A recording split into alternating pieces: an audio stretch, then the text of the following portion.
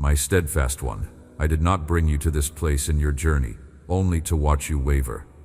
I did not carry you across the broken terrain of every trial you have ever faced, steady you through every season where the ground shifted beneath your feet, and hold you together through every moment when you were certain you could not go on, only to abandon the work I began. What I start, I complete. What I build, I reinforce. What I call into being, I sustain. And the faith that is rising inside you right now, even imperfect as it feels, even small and trembling as it seems in your own estimation, is not your construction. It is mine. I am the author of your faith, and I am also the one who perfects it. No storm you face has the power to undo what I have placed inside you, because what I place inside you is not fragile. It is eternal material set into mortal hands, and it will endure. This word is not for the person who has everything figured out. This word is not for someone walking in a season of perfect clarity, who sees every step ahead with full confidence and has never once questioned whether God is truly there. This word is for you, the one who has kept going even when every reason to stop seemed more logical than every reason to continue. This word is for you, the one who has prayed in the dark, cried out without hearing an audible answer, stood on promises that have not yet materialized in the visible world, and still somehow, through a grace that astonishes even the angels, chosen to trust. You may not call what you have been doing faith. You may have been calling it stubbornness or habit or the absence of any better option. But I want you to understand something clearly. What you have been doing is exactly what faith looks like when it is most real. Faith is not the absence of struggle. Faith is the presence of trust in the middle of the struggle. And that is precisely what you have been carrying. Let me build something with you right now. I want to take the raw material of every experience you have been through, every doubt that has tried to take root, every disappointment that has pressed its weight against your chest, every unanswered question that has kept you awake. And I want to show you what I have been doing with all of it. Because while you have been looking at your situation and seeing rubble, I have been looking at the same situation and seeing a foundation. While you have been looking at the scattered pieces of what you expected your life to be and wondering how anything good could come from this, I have been working as the master architect, placing each piece with precision, each experience with purpose, each sorrow with an intention that your natural eyes are not yet equipped to read. The building I am constructing in your life is not built on comfort. It is not built on favorable circumstances. It is built on something far more durable than either of those things. It is built on my character, and my character does not change. Character is the most durable material in existence, not stone, not steel, not the most unyielding substance the physical world contains. Character, the deep and settled dispositions of a being whose nature is fully formed and fully consistent, who does not swing from one quality to another depending on the pressure applied, who is the same in the hidden places as in the public ones, who is the same when the circumstances are favorable as when they are not. This is what I am. My character is the foundation of everything I promise you, because my character is what makes my promises reliable. If my character could change, the promises would be unreliable. If my faithfulness could waver, the covenant I have made with you would be uncertain. If my love for you could cool, every word I have spoken over your life would carry the asterisk of potential revision. But my character does not change. Not because change is impossible, but because what I am does not have the kind of instability that produces change of that kind. I am not evolving toward goodness. I am not improving toward faithfulness. I am not becoming more loving over time. These things are already fully what I am. And because they are fully what I am, they are not subject to the variations that attend human character, which is always in process, always developing, always at risk of the pressure that reveals the gap between what is aspired to and what is actually there. In me, there is no gap. What I present to you is what I am all the way down. The consistency you encounter in my dealings with you is not a performance. It is not the front face of something more complicated and less reliable behind it. It is the expression of a nature that is, at every level and in every direction, exactly what it appears to be. This is the ground you are standing on. This is the rock. Not your faith in the rock, but the rock itself. Your faith is the reaching. The rock is what the reaching lands on. And the rock does not shift because your grip on it varies. The rock is the rock whether your hands are strong or trembling, whether your confidence is full or nearly empty, whether the season is bright or very dark. The rock holds regardless. And because the rock holds, everything built on the rock holds with it. Here is what I want you to receive before anything else. Your faith does not have to be large to be powerful, and it does not have to be perfect to be real. There is a confusion about faith that runs very deep in the way many people have been taught to understand it. The confusion is between the quality of faith and the quantity of it, between the genuineness of trust and the size of it, between the reality of belief and the emotional intensity that accompanies it in any given moment. These are not the same things, and conflating them has caused tremendous unnecessary suffering. A person can have a very large, emotionally intense feeling about trusting God and be operating from a faith that is actually quite shallow in its roots. And a person can have a very quiet, barely perceptible, trembling, and uncertain sense of holding on and be operating from a faith that has roots going down into bedrock. The depth is not measured by the intensity. The depth is measured by what it is anchored to, by what it holds in the storm, by whether it remains oriented toward me when everything else is disorienting. What I am asking you to bring is not perfect faith. Perfect faith does not exist in a finite being living in a fallen world with limited knowledge and a history of real disappointments. What I am asking you to bring is genuine faith.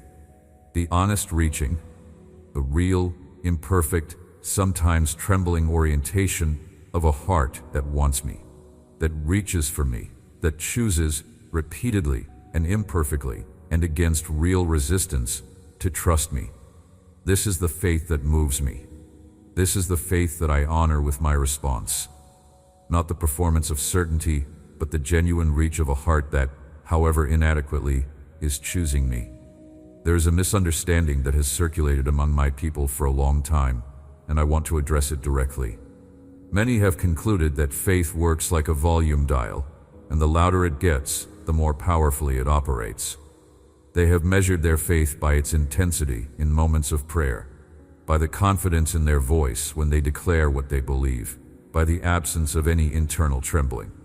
And when those measurements fall short of what they imagine great faith to look like, they conclude that their faith is too small, too weak, too insufficient for what they are asking. But I never defined faith by its size. A small seed does not become a large tree by being more seed-like. It becomes a large tree by being planted in the right soil and given the right conditions over time. And you are in my hands, which means you are in the right conditions. What I am calling you to understand is that the faith I am asking of you is not faith in your faith. It is faith in me. It is not trust in the size of your trust. It is trust in the reliability of my promise. And my promise does not depend on how firmly you grip it. My promise depends on my word, and my word does not fail. Think about the way a foundation works. Not the finished structure with all its visible beauty and apparent solidity, but the foundation specifically, the thing that makes the visible beauty possible and that holds the apparent solidity from beneath. When you look at a building from the outside, you do not see the foundation. You see the walls, the windows, the roof, the architecture of everything that was built on top. The foundation is hidden from view, buried beneath the surface, invisible to the casual observer. And yet, everything that is visible depends entirely on what is invisible. The beauty of the structure, the safety of the rooms, the stability of every wall, all of it rests on what no one can see from the outside. This is what faith is in your life. The visible things, the circumstances you can see and touch and measure, they are not the foundation. They are the construction built on top of the foundation. And the foundation, the unseen bedrock on which everything else is being built, is my faithfulness toward you. When the visible things shake, and sometimes they will, it does not mean the foundation has failed. It means you are being given the opportunity to trust what you cannot see over what you can see. It means you are being invited to look past the trembling walls and remember that what holds this whole structure together is deeper than any storm can reach. I built you to be able to do exactly that, not as an aspiration, as a design specification. The capacity to hold on when holding on is the hardest thing is not an accident of your personality or a gift that some people have and others do not. It is something I placed in you when I made you, and I placed it there because I knew you would need it. And here you are, needing it, and here it is, working. You were not designed for a faith that only functions in favorable weather. You were designed for a faith that increases its roots in the storm, that goes deeper when the wind comes, that holds more firmly precisely because it has been tested and proven. The oak tree does not become strong in the absence of wind. The oak tree becomes strong because of the wind, because every time the wind comes, the root system responds by growing further down and spreading further out, anchoring itself more deeply in the earth. What feels like pressure on your faith right now is not evidence that your faith is insufficient. What feels like pressure on your faith right now is the process by which your faith is being made into something that cannot be moved. The architect who designed you knew this from the beginning. Nothing about your current circumstances has surprised me. Nothing about the difficulty of this season caught me off guard and set me scrambling to improvise a response. Long before this season arrived, long before any of this was visible on the surface of your life, I had already prepared the response. I had already set the stones. I had already mapped the way through. What looks to you like a sudden problem is, from my perspective, a sequence I have already walked through in full. I am not figuring this out as we go. I already know the way through.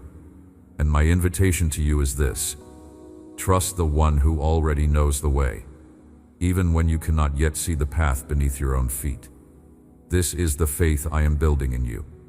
Not a faith that is confident because everything looks good. Not a faith that is steady because nothing is shaking. But a faith that says, He is good even when I cannot feel it. He is faithful even when I cannot see it. He is working even when everything appears to have stopped. He is with me even when I feel completely alone. This is the kind of faith that cannot be broken, because it is not built on circumstances that can change. It is built on a character that cannot change. And that character, my character, is what I want you to meet in a new way right now.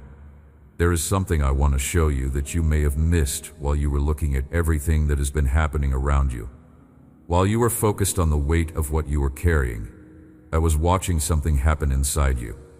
While you were counting everything you were losing, or feared you might lose, or grieved that you had lost, I was noting everything that was being formed.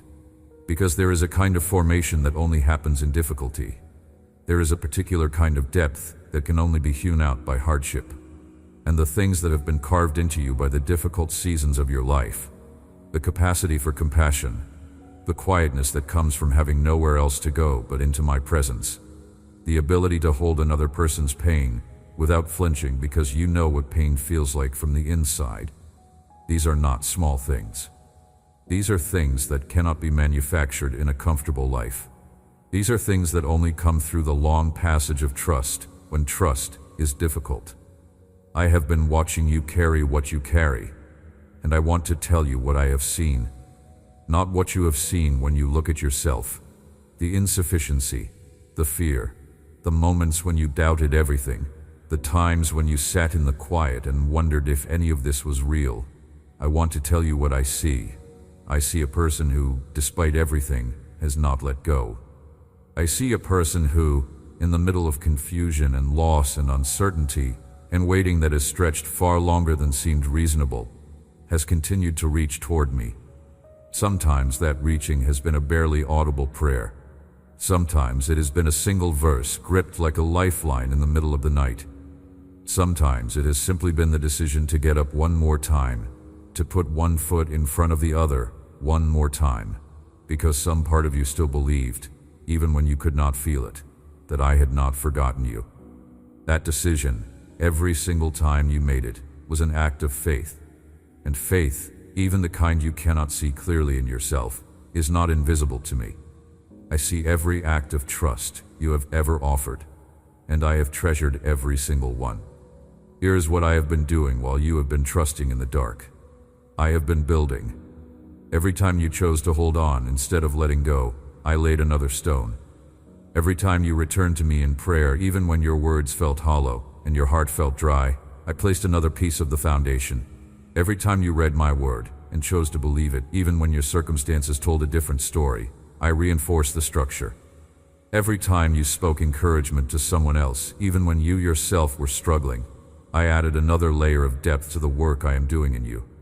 You have been participating in the construction of something magnificent, and you have been doing it without being able to see the blueprints.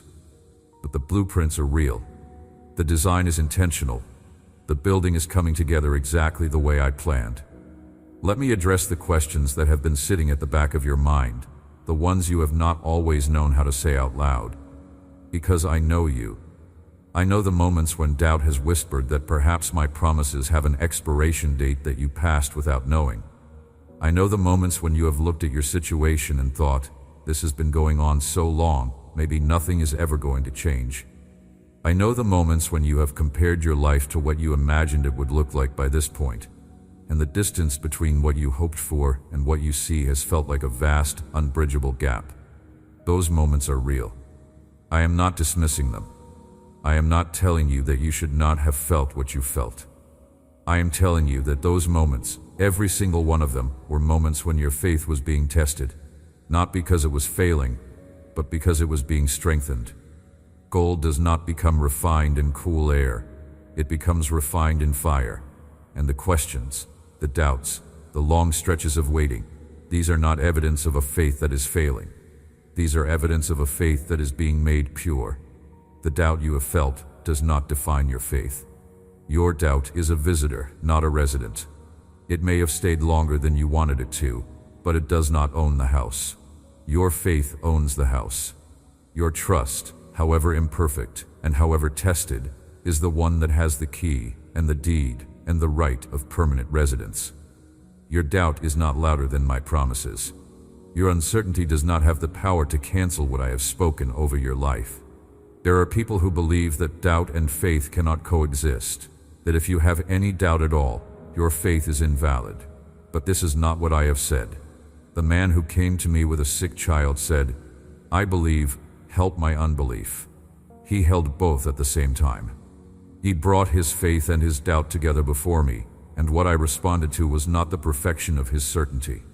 What I responded to was the direction of his heart. He was bringing everything he had, including the struggle, and placing it in my hands. That is not weak faith. That is honest faith, and honest faith moves me. Honest faith, the kind that says, I do not have this figured out, but I am coming to you anyway, is exactly the kind of faith I honor. So I want to release you from the weight of trying to manufacture certainty that you do not have. I want to release you from the performance of a confidence that does not match your interior experience. I want to invite you instead into the honesty of bringing me what you actually have. The mixture of trust and trembling, the combination of belief and question, the offering of everything you are, including the parts you are not proud of. Bring me the faith you have, not the faith you wish you had. I will work with what is real. I will honor what is genuine. I will take your 5 loaves and 2 fish, the small and seemingly insufficient offering of the faith you actually carry, and I will multiply it. This is what I do. This is who I am. And who I am is the most important thing for you to know right now.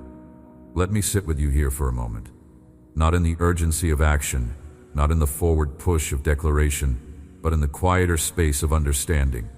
Because sometimes the most powerful thing faith can do is simply be still and know. Simply be present with the one in whom you place your trust. Simply allow the noise to settle and the truth to become clear. Who am I to you? Not who have others told you I am. Not who do the theologies you have absorbed say I am. Not even who do you theologically believe I am. But in the intimate, personal, specific reality of your experience. Who have I been to you? I want you to go back through your own story for a moment. Before this text, before right now, in the years and seasons that have already been lived. Where have you seen my fingerprints? Think about the moment when you did not know how you were going to make it through something, and then somehow you did. Think about the time when a word came at exactly the right moment, through exactly the right person, at exactly the point when you needed it most. Think about the door that closed, the one you grieved at the time, that you can now see was protecting you from something you did not yet understand. Think about the relationship that ended, the plan that fell apart, the path that blocked, and how, somewhere in the territory that came after, something better emerged that you could not have imagined from where you were standing when the loss happened. Think about the night that felt endless and the way, even though you could not have told anyone exactly when or how, the dawn came. It always came. It always came. I want you to count those moments, not as a spiritual exercise, not as a theological argument, but as evidence. Because faith is not blind. Faith has a history, and your history is full of moments where I have proven myself reliable. Your faith is not being asked to leap into an unknown that has no track record behind it. Your faith is being asked to extend into an unknown future based on the evidence of a very well-documented past. You have seen me work before. You have experienced my faithfulness in ways that were specific and real and irreducible to coincidence. And I am asking you to let what you have already seen become the foundation for your trust in what you cannot yet see. This is what the great witnesses of faith throughout history did. They were not people who never doubted. They were not people who faced perfect circumstances and trusted easily. They were people who had seen enough of me to know that my character does not change. They had encountered the reliability of my word in enough real situations to be able to say, even here, even in this, even when everything seems to contradict the promise, I will hold on. Because the one who made the promise has never lied to me. The one who made the promise has never started something and left it unfinished. The one who made the promise has been faithful in ways I can point to and name and testify about, and that evidence outweighs the evidence of the difficulty I am currently standing in. That is the reasoning of faith. Not the absence of struggle, but the persistence of trust, based on a well-founded confidence in the character of the one who is being trusted. And what is my character? Let me say it clearly, not abstractly, not in doctrinal summary, but in the language of your actual life. I am the God who does not give up on what I love. I am the God who, when the shepherd leaves the 99 to go find the one, is not performing a parable for the crowd. I am expressing something true about how I operate. You are that one. Every time you have wandered, every time you have lost your way, every time fear or confusion or pride or weariness has taken you further from my presence than you wanted to be, I have come looking. I have never once said, that one has gone too far, let that one go. I have always come looking, and I am here right now not because you found your way back to me, but because I never stopped coming toward you. My faithfulness is not dependent on your performance. My commitment to you is not contingent on the quality of your faith. I do not increase my care for you when you trust well and decrease it when you struggle. My love is constant in a way that your experience has likely not fully encountered in any human relationship, and I understand if that is difficult to receive. You have been let down before. You have trusted people who turned away. You have placed your confidence in relationships that failed, in systems that disappointed, in promises that were not kept.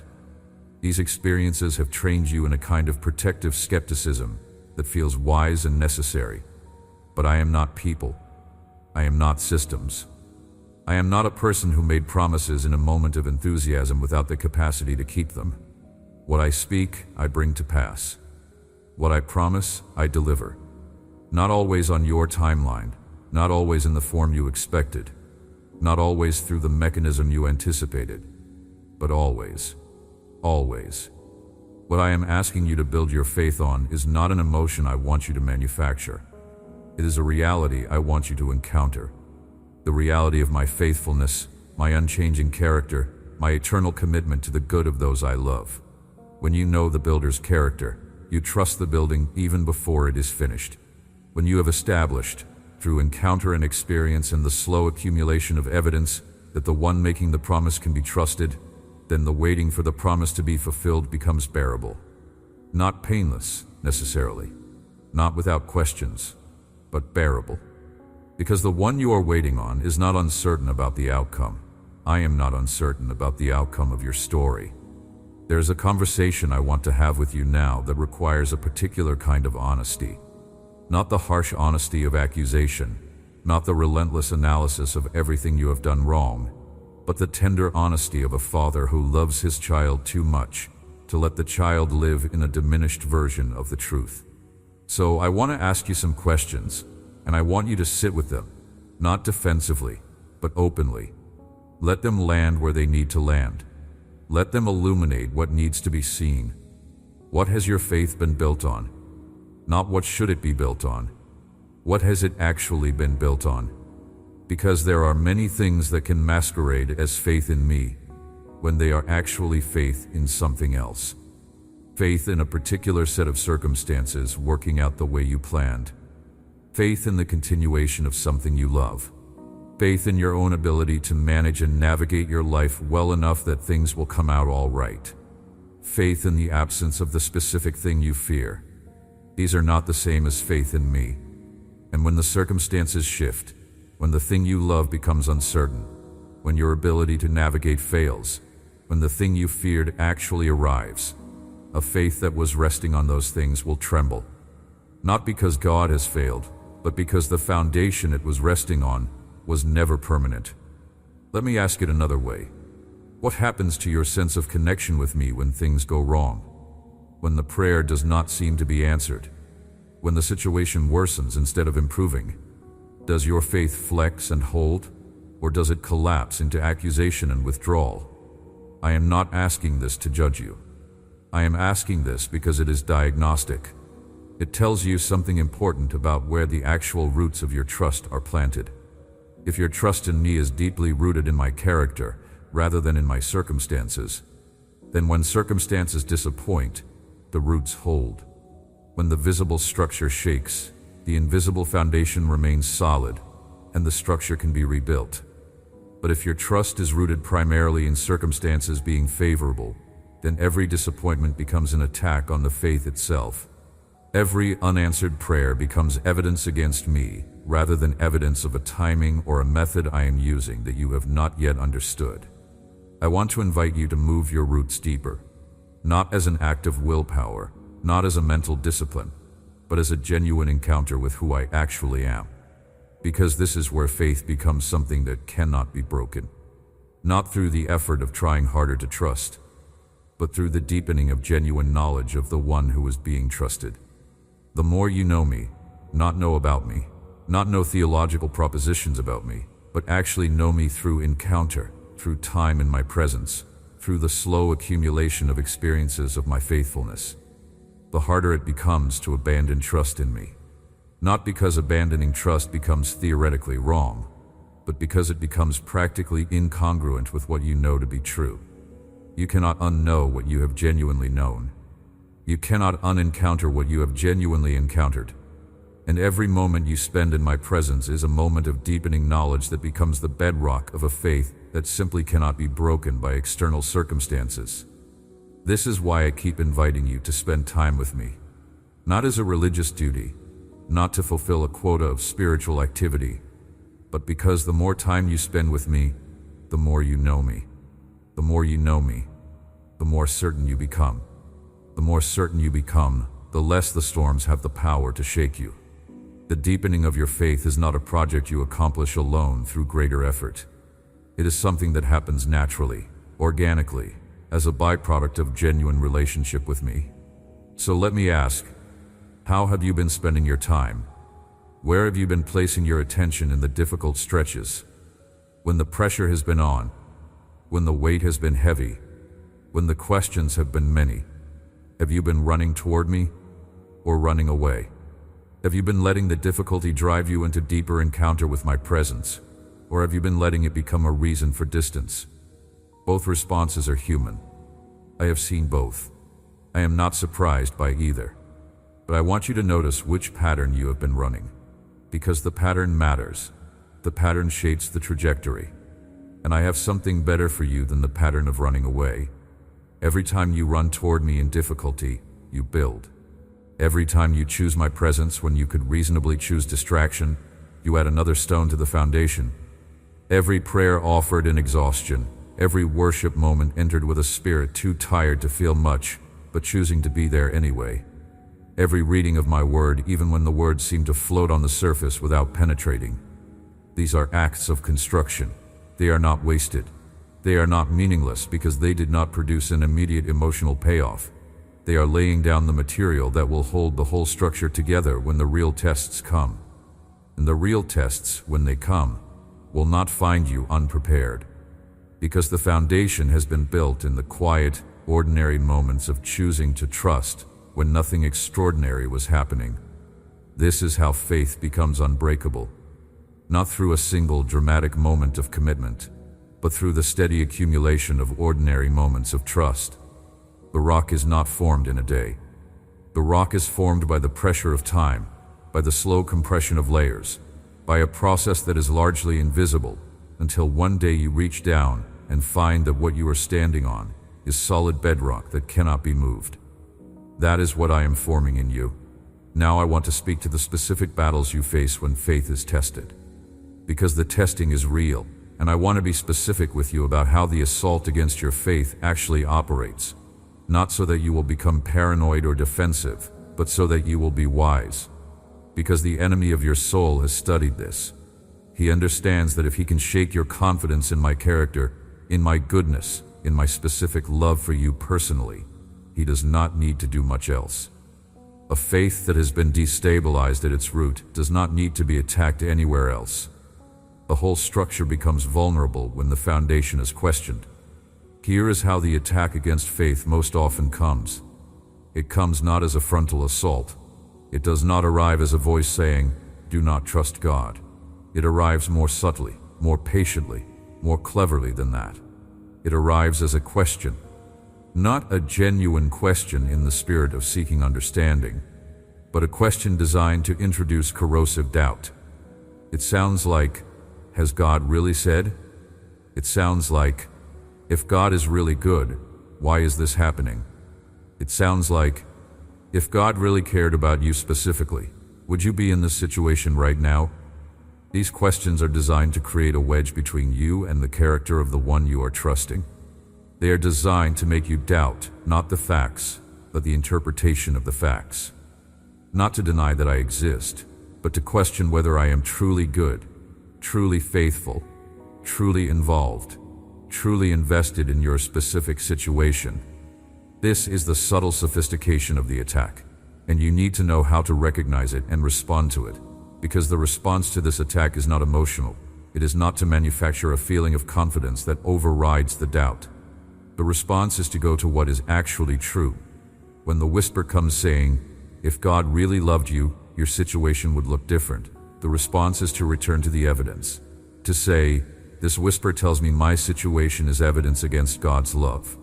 But my history tells me my situation is not the measure of God's love. I have seen God's love displayed in ways that had nothing to do with comfortable circumstances. I have experienced faithfulness in seasons that were hard. I have encountered kindness in moments of deep difficulty. The evidence of my actual experience does not support the whisper's interpretation. My history is not the history of an abandoned person. My history is the history of someone who has been accompanied, even through the darkest passages, and who has found, in retrospect, that the darkest passages were not the end of the story. This is the response that breaks the power of the attack. Not an emotional rebuttal, not a performance of confidence, but a calm, evidence-based return to what is actually true. You have lived a story in which I have been present. You have lived a story in which my character has been on display. Go back to that story. Let that story be louder than the whisper. And then go forward. Because faith is not only a backward look at evidence. Faith is also a forward reach toward what has not yet arrived. After you have reminded yourself of the evidence behind you, reach forward into the promise. What have I spoken over your life? What word has landed in your heart, perhaps in a quiet moment of prayer, perhaps through scripture, perhaps through the word of someone who spoke something true over you that you knew in your deepest self was from me? Bold that word.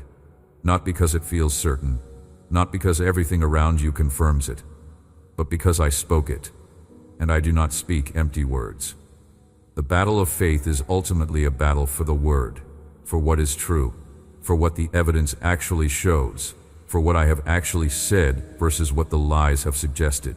And you have access to everything you need to win that battle. You have a history of my faithfulness. You have the unchanging character of the one who loves you. You have the promises I have spoken. These are not small weapons. These are the weapons that have held people steady through trials that would break anyone who was not anchored to something deeper than feeling. You are anchored to me, and nothing can pull you from that anchor. Let me speak now to the specific weight of the long wait. Because for some of you, the issue is not a sudden crisis of faith. The issue is the slow erosion that comes from sustained waiting. The faith that was strong in the first season of a promise became more fragile with each passing season that the promise remained unfulfilled.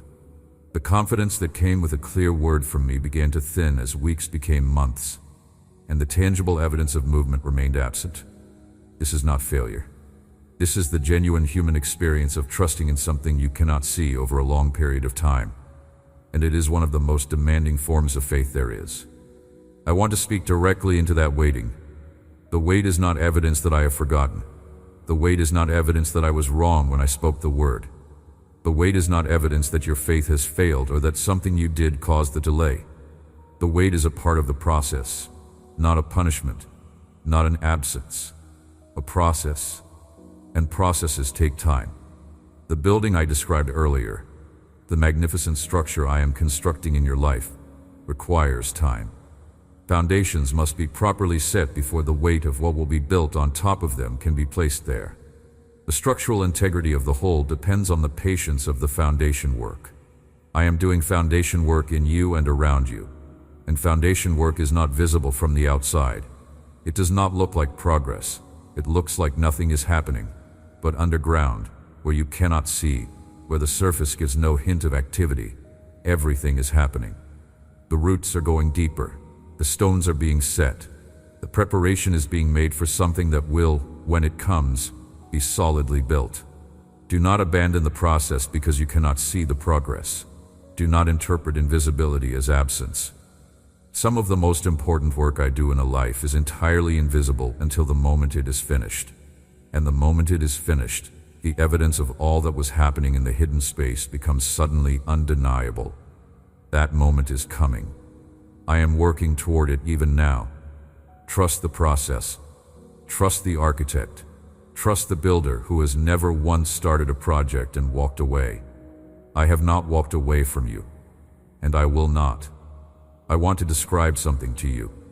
I want you to follow me into a picture, because sometimes the heart receives what the mind has difficulty holding. And what I want you to receive here is important. Imagine a stone that has been carried by a river for a very long time. When it first entered the water, it was rough. Its edges were sharp and irregular. It had fractures running through it, places where the stress of pressure had left marks. It was not beautiful in the way polished stone is beautiful. It was raw and jagged and unfinished. But the river received it, and the river did not reject it for its roughness. The river began immediately and continuously and tirelessly to do something about the roughness, not by breaking the stone, not by reducing it, but by moving over it, around it, through every crevice and along every edge. The water worked. Day by day, season by season, the edges became smoother. The fractures did not disappear, but they were worn to roundness. The stone did not become a different stone. It became a more complete version of what it was always meant to be. And eventually, after a long time in the river, the stone emerged polished, beautiful. Not despite having been shaped by the water, but because of it. You are that stone. The river is the process of trust through difficulty. And the water, the constant, patient, persistent, gentle yet relentless presence that has been moving over every surface of your life. That water is my faithfulness. Every difficult season you have passed through was the river doing its work. Every question that rubbed against a sharp edge of assumption and wore it smooth was the river doing its work. Every moment of waiting that polished away another layer of the self-reliance that needed to go was the river doing its work. You are not less than you were before the difficult seasons began. You are more. You are more shaped, more refined, more genuinely and deeply yourself than you were before the river received you. And the polishing is not finished. There is still work to be done. But look at how far you have come. Look at the smoothness that was not there before. Look at the beauty that is emerging from the material that was always there, that just needed the patient work of a faithful river to bring it to the surface. This is what I have been doing, and this is what I will continue to do. Not to diminish you, to complete you, not to break what you are, but to perfect it. Not to remove anything that is genuinely you, but to remove everything that was never you to begin with.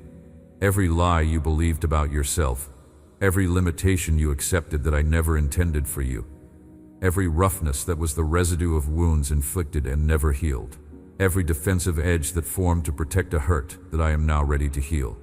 The river does not work against the stone. The river works for the stone. And I am always working for you, never against you, even when the process feels like pressure. The faith that emerges from this process is not the same faith that entered it. The faith that enters the river is often thin and untested, confidence in a God whose goodness has not yet been proven through fire. The faith that emerges from the process is thick and dense and deeply rooted. Confidence in a God whose goodness has been tested and proven, and whose faithfulness is not theoretical but personal and specific and real. This is the faith I am building in you. This is the faith that cannot be broken.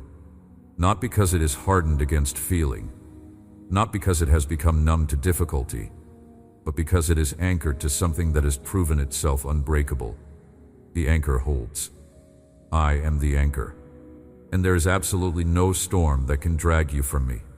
Let me speak now about the specific texture of what it means to exercise faith in the practical moments of your life. Because faith is not only a theological position or an emotional orientation. Faith is a way of moving through the world, a set of daily choices that, accumulated over time, build the structure of an unbreakable trust. And I want to be specific about what those choices look like, because sometimes the grand declarations of faith feel very distant from the ordinary texture of Tuesday. Tuesday is where faith lives, not in the grand moments of declaration, though those have their place. Not only in the peak moments of powerful encounter, though those are real and important. Faith lives in the ordinary Tuesday when nothing is particularly dramatic and you still choose to begin with me. When the temptation to skip the conversation with me, to put it off until things feel more urgent or more spiritually charged, is strong and you choose to come anyway. Faith lives in the Tuesday when something hard is happening and you have a choice between stewing in anxiety and bringing it to me, and you choose to bring it. Faith lives in the Tuesday when someone around you needs encouragement and you give it even though your own tank is not full, because you have learned to draw from a supply that is not your own. Faith lives in the small daily choices to trust my provision over anxiety, to trust my sovereignty over control, to trust my timing over your own sense of urgency. These small daily choices are not small in their cumulative effect. They are the daily deposits into the account of an unbreakable faith. Each one, in the moment, seems unremarkable, but over months and years, the account grows. And when the great tests come, the account is full. The resource is there. The history of daily faithfulness becomes the muscle memory of trust that activates under pressure without even requiring a conscious decision. I am inviting you to build that account. Not perfectly. Not every day will be a good day. There will be days when you miss the connection, when you are too overwhelmed or too distracted or too genuinely exhausted to engage meaningfully. This does not break the account. This does not start the count over at zero. My grace covers the gaps. What I am asking for is the direction of your heart, not the perfection of your performance. When the general trajectory of your life is toward me, when your hunger is toward my presence and your reflex in difficulty is to reach for me, and your desire in the ordinary moments is to include me, then we are building together. And what we build together is solid in a way that nothing you build alone can be. The faith I am constructing in you has my name on it. It is not your achievement. It is my gift, formed in you through encounter with me. And because it carries my name, it has my durability. What I touch does not decay. What I strengthen does not fail. What I build lasts. Your faith is going to last. Not because you are strong enough to maintain it, but because the one who is building it does not build things that fall. And not because the circumstances of your life will never be challenging again, but because the foundation beneath those circumstances is not made of circumstances. It is made of me. It is made of my word and my commitment and my unchanging nature and the love that drove me to give everything for the privilege of calling you mine. This is what the building stands on. This is what will outlast every storm, every season of difficulty, every long night of waiting. The foundation holds. The builder is faithful. And you, steadfast, tested, refined, unbroken, you will stand. Here, in this moment, I want to do something specific. I want to speak to the place in you that is most afraid. The place that has watched the evidence and still questions. The place that has received the encouragement and still feels fragile. The place that wants to believe in the completeness of my commitment, but is still, quietly, waiting for the other shoe to drop. That place in you is not a failure of faith. That place is the place where some wound is still being healed, where some old experience of abandonment or disappointment has left a scar that makes full trust feel dangerous. And I want to speak into that place directly. I know what made you cautious. I know which experience has taught you that the people who love you most can still leave. I know which disappointments trained you to hold your trust carefully, to not extend it all the way, to leave a little in reserve. I know that this caution was not a spiritual failing. It was a reasonable response to real experiences. And I am not telling you that your caution was wrong in every context. Human beings are fallible, and appropriate discernment in human relationships is wisdom. But I am asking you to do something with me that is different from what you have learned to do with people. I am asking you to extend trust all the way, to the edge. To the place where you have nothing held back in reserve, no escape route prepared, no secondary plan in place for if this does not work out. I am asking for your complete trust not because I am demanding it as a requirement for my help, but because I know what complete trust does for you. The person who holds back always lives with a low-level tension that never fully resolves. There is always the part of them that is watching, waiting, ready to respond to the disappointment they have prepared for. This vigilance is exhausting. It never allows full rest. It never allows full peace. And I do not want that for you. I want you to know, in the deepest interior room of your heart, that I will not disappoint you the way others have disappointed you. Not because things will always look the way you wanted them to look. Not because my answers will always be the answers you hoped for, but because I am for you in a way that nothing in my nature can contradict. My nature is love. My nature is faithfulness. My nature is goodness. These are not characteristics I adopted and could therefore abandon. These are what I am, and because they are what I am, they define every interaction I will ever have with you. Even when I say no, I am saying it in love. Even when I close a door, I am doing it in faithfulness. Even when the path I lead you on is harder than the path you would have chosen, I am leading you on it in goodness. Everything I do toward you is filtered through a nature that cannot be anything other than completely for you. Receive that. Let it go deeper than intellectual understanding. Let it reach the cautious place, the wounded place, the place that holds back in reserve. Let it speak there. You are safe here. You can let go. You can trust all the way. The one who holds you cannot drop you. The one who loves you cannot stop. The foundation beneath you does not shift. You are safe. And now, from that place of safety, let your faith rise. Not manufactured, not performed, not an act of willpower grinding against doubt. Let it rise from the encounter with who I am, from the actual experience of my faithfulness, from the real evidence of a real history of a God who has been present in your specific life in specific ways that you can name and point to and testify about. Let that evidence lift you. Let the reality of who I am be the wind under the wings of your trust. Let yourself be carried by the truth rather than held down by the fear. This is what faith looks like when it is mature. This is what faith looks like when it has been through the fire and come out refined. This is the faith I have been building in you through every season you have lived. And it is real. It is yours. And it is unbreakable. I want to speak now about something that may seem counterintuitive but is deeply true. Something that runs against the way faith is often portrayed in dramatic testimonies and celebrated moments. The greatest acts of faith are often not the dramatic ones. Not the moment when someone stands up in the crowd and makes a bold declaration.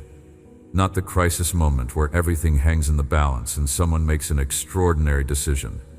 These moments are powerful and faith is present in them. But the greatest sustained expression of faith is the choice made when nothing dramatic is happening, when there is no audience, when there is no emotional intensity to fuel the decision, when it is simply you and the quiet and the ordinary pressure of a life that is not yet what you want it to be, and you choose to trust anyway. In the building metaphor I have been using, the drama of construction is often visible in the finishing, the tiles being laid, the windows going in, the paintwork being applied. But the real work, the most critical work, was done in the hidden and unglamorous stages of foundation setting. The footings poured in the pre-dawn cold, the reinforcing steel placed with precision, the concrete allowed to cure over long days with no visible progress. This is the faith I am most moved by. Not because I do not honor the dramatic moments of trust, but because this quiet, persistent, unglamorous faithfulness in the hidden places is what makes the dramatic moments possible. You cannot have the building without the foundation. You cannot have the spectacular without the ordinary that preceded it. Let me speak to you now about the relationship between faith and the spoken word. Because there is something powerful in the act of speaking what you believe, giving voice to the trust that lives in your interior.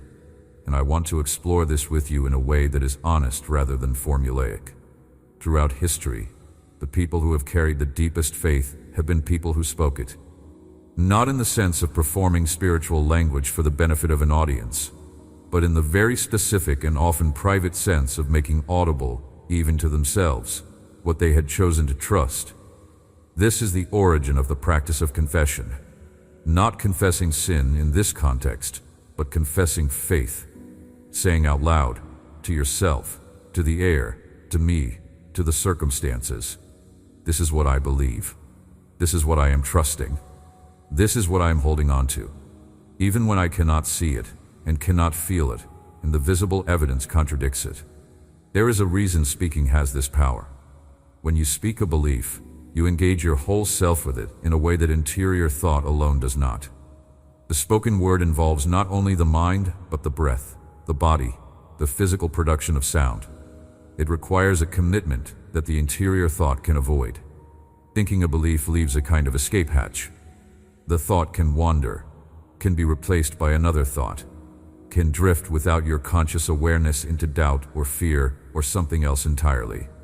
But the spoken word has been produced. It has entered the air. You have committed yourself to it in a way that the interior thought did not require. This is why speaking faith in difficult seasons has a particular potency. Not because the words themselves have magical properties. Not because the right formula unlocks a divine vending machine, but because the act of speaking is an act of the whole person committing to what is being said, and that commitment has an effect on the speaker. When you say out loud, I trust that my God is faithful, even right now, even in this, even when I cannot see how it is going to work out, you have done something to the interior conversation. You have inserted a counter-narrative into the space where the anxious narrative was living. You have given the truth a voice that the truth did not previously have in that moment. And the truth, given a voice, has a way of becoming louder than it was before. Practice this. Not as a performance. Not as the repetition of phrases that have no genuine connection to what you actually believe, but as the honest articulation of the trust that is genuinely present, even when it is small, even when it is accompanied by trembling. Say it. Say to me, I trust you. Say to the fear, you do not have the final word. Say to the doubt, you are not my master. Say to the waiting, I am going to trust through you anyway. not in the language of triumphalism that denies the reality of the difficulty. In the language of genuine, grounded, difficult trust. The trust that says, "This is hard, and I am not pretending it is not hard, and I am trusting anyway." This spoken faith creates a record. Not for my benefit. I already know what you believe, in all its complexity and imperfection, but for yours. When you speak your trust in the difficult moment, you create a reference point that you can return to. The moment becomes a flag planted in the ground of the difficult season, a marker that says, "Here is where I chose trust." And when the doubt rises again, and it will, you can return to the flag. You can say, "I chose trust here. I can choose it again." The precedent exists. The pattern has been laid.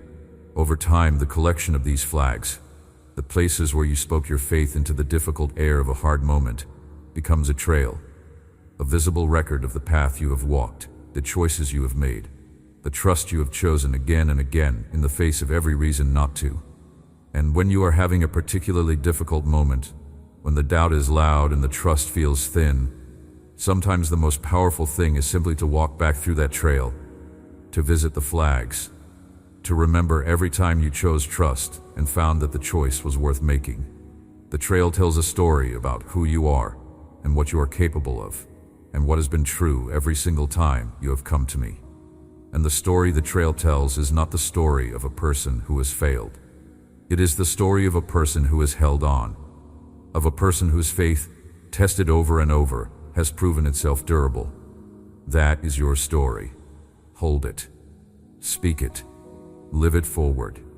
The persistent, daily, unremarkable choice to trust me is the foundation of every great testimony you will ever tell, and you will tell great testimonies. The seasons you are in right now, the ones that feel long and invisible and without progress, are going to become part of a testimony that will strengthen someone else's faith at a moment when they need it most. What you are building right now, in the quiet, in the ordinary, in the faithfulness that no one sees, is going to be the material from which your testimony is formed. And that testimony is going to matter to people you have not yet met, in seasons that have not yet arrived, for purposes that are already woven into my plans for your life. Nothing you are going through is being wasted. Nothing is being discarded. Every piece of what you are experiencing right now is being incorporated into a design that is larger and more purposeful than your current view allows you to see. The architect does not waste materials. I do not waste anything in a life. Every season, every difficulty, every question, every tear, every long night, every moment of pressing forward when every reasonable instinct said to stop, all of it is material in my hands, and I am a builder of extraordinary skill. What I am making with your life is going to be something that astonishes you when you finally see the whole of it. So carry your faith forward, not perfectly, not without questions, not in an unbroken upward line of confidence and certainty, but forward. Always choosing to trust the next step even when you cannot see the one after it. Always returning to my presence when you have wandered. Always letting the evidence of my faithfulness anchor you when the doubt tries to uproot you. Always remembering that the faith I have placed in you is not your construction, and therefore not dependent on your maintenance alone. I am maintaining what I have built. I am tending what I have planted. I am sustaining what I have started. Let me say one more thing before I close this chapter of what I want to speak to you today. I want to speak to the version of you that exists in the future. The version that will look back on this season and understand it in a way that the current version of you cannot yet access. The future version of you will have context. They will have the advantage of time, the perspective of having seen how this season resolved, the ability to trace the lines of what I was doing in the hidden places of this period, and see how those lines connected to outcomes that could not have been anticipated from within the season itself. The future version of you will look back on this moment, the moment of reading these words, the moment of trusting in the middle of not seeing, the moment of choosing to hold on when letting go would have been easier, and will be grateful. Not just relieved that the difficulty ended, but genuinely, deeply grateful for what the difficulty produced, for the depth of character, for the specificity of compassion, for the tested and proven knowledge of my faithfulness, for the roots that went deeper, for the heartwood that formed, for the lighthouse that was built in the storm. The future version of you will understand things about my faithfulness that the current version of you cannot yet understand, because some things are only knowable from the other side. Some of what I am doing right now in your life is not available for interpretation yet. The data is still being gathered. The chapter is still being written. The building is still being built. And the understanding of what it all meant, the full significance of this season in the whole of your story, belongs to a future version of you who will have the hindsight to see it clearly. Let me speak on behalf of that future version of you, the one who has come through this, the one who has held on and found that the holding on was worth it, the one who will stand on the other side of this season with the full testimony. That future version of you wants to say to the present version, hold on. It matters more than you currently know. What you are building right now, in the quiet and the difficulty and the ordinary persistence of choosing trust, is more important than anything you could build in the comfortable season. Hold on. The architect knows what he is doing. The foundation is holding. The building is coming together. And what it will be when it is finished is worth every stone that is being placed right now in the dark. This word is not wishful thinking. It is not spiritual optimism without foundation. It is based on the fact that I know the end of your story. I have seen the finished structure, and what I have seen is good. The end is not only survival. The end is the fullness of everything I designed for you before time began, realized in your specific life in specific ways that are uniquely yours.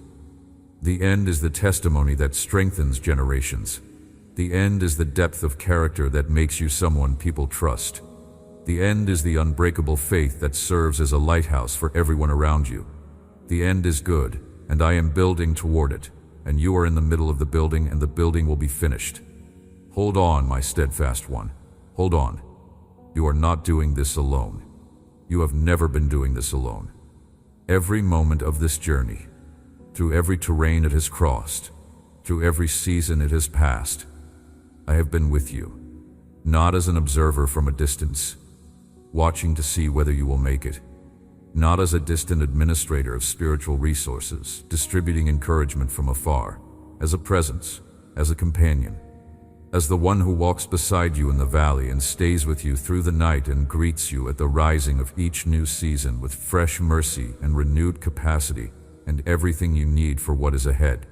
I am with you, right now, in this exact moment, as you read these words, as close as your next breath, as present as the beat of your heart, not metaphorically, actually.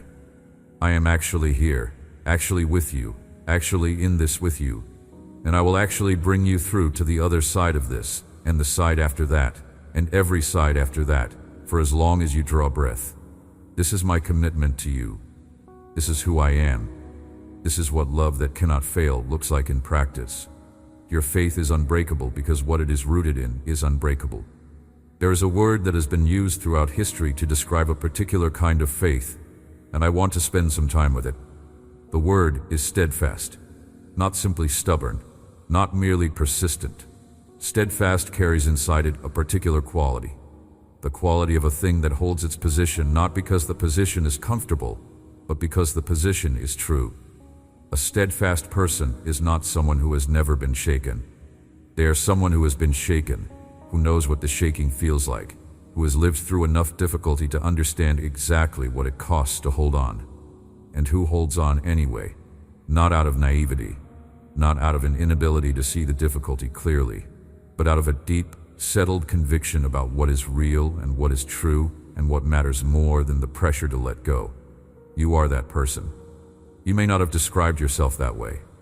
You may have looked at your own journey and seen the shakings more clearly than you have seen the holdings on. You may have counted every moment you doubted more carefully than you have counted every moment you chose to trust despite the doubt. But I want you to recount the story. I want you to look again, with different eyes, at the same history you have been carrying.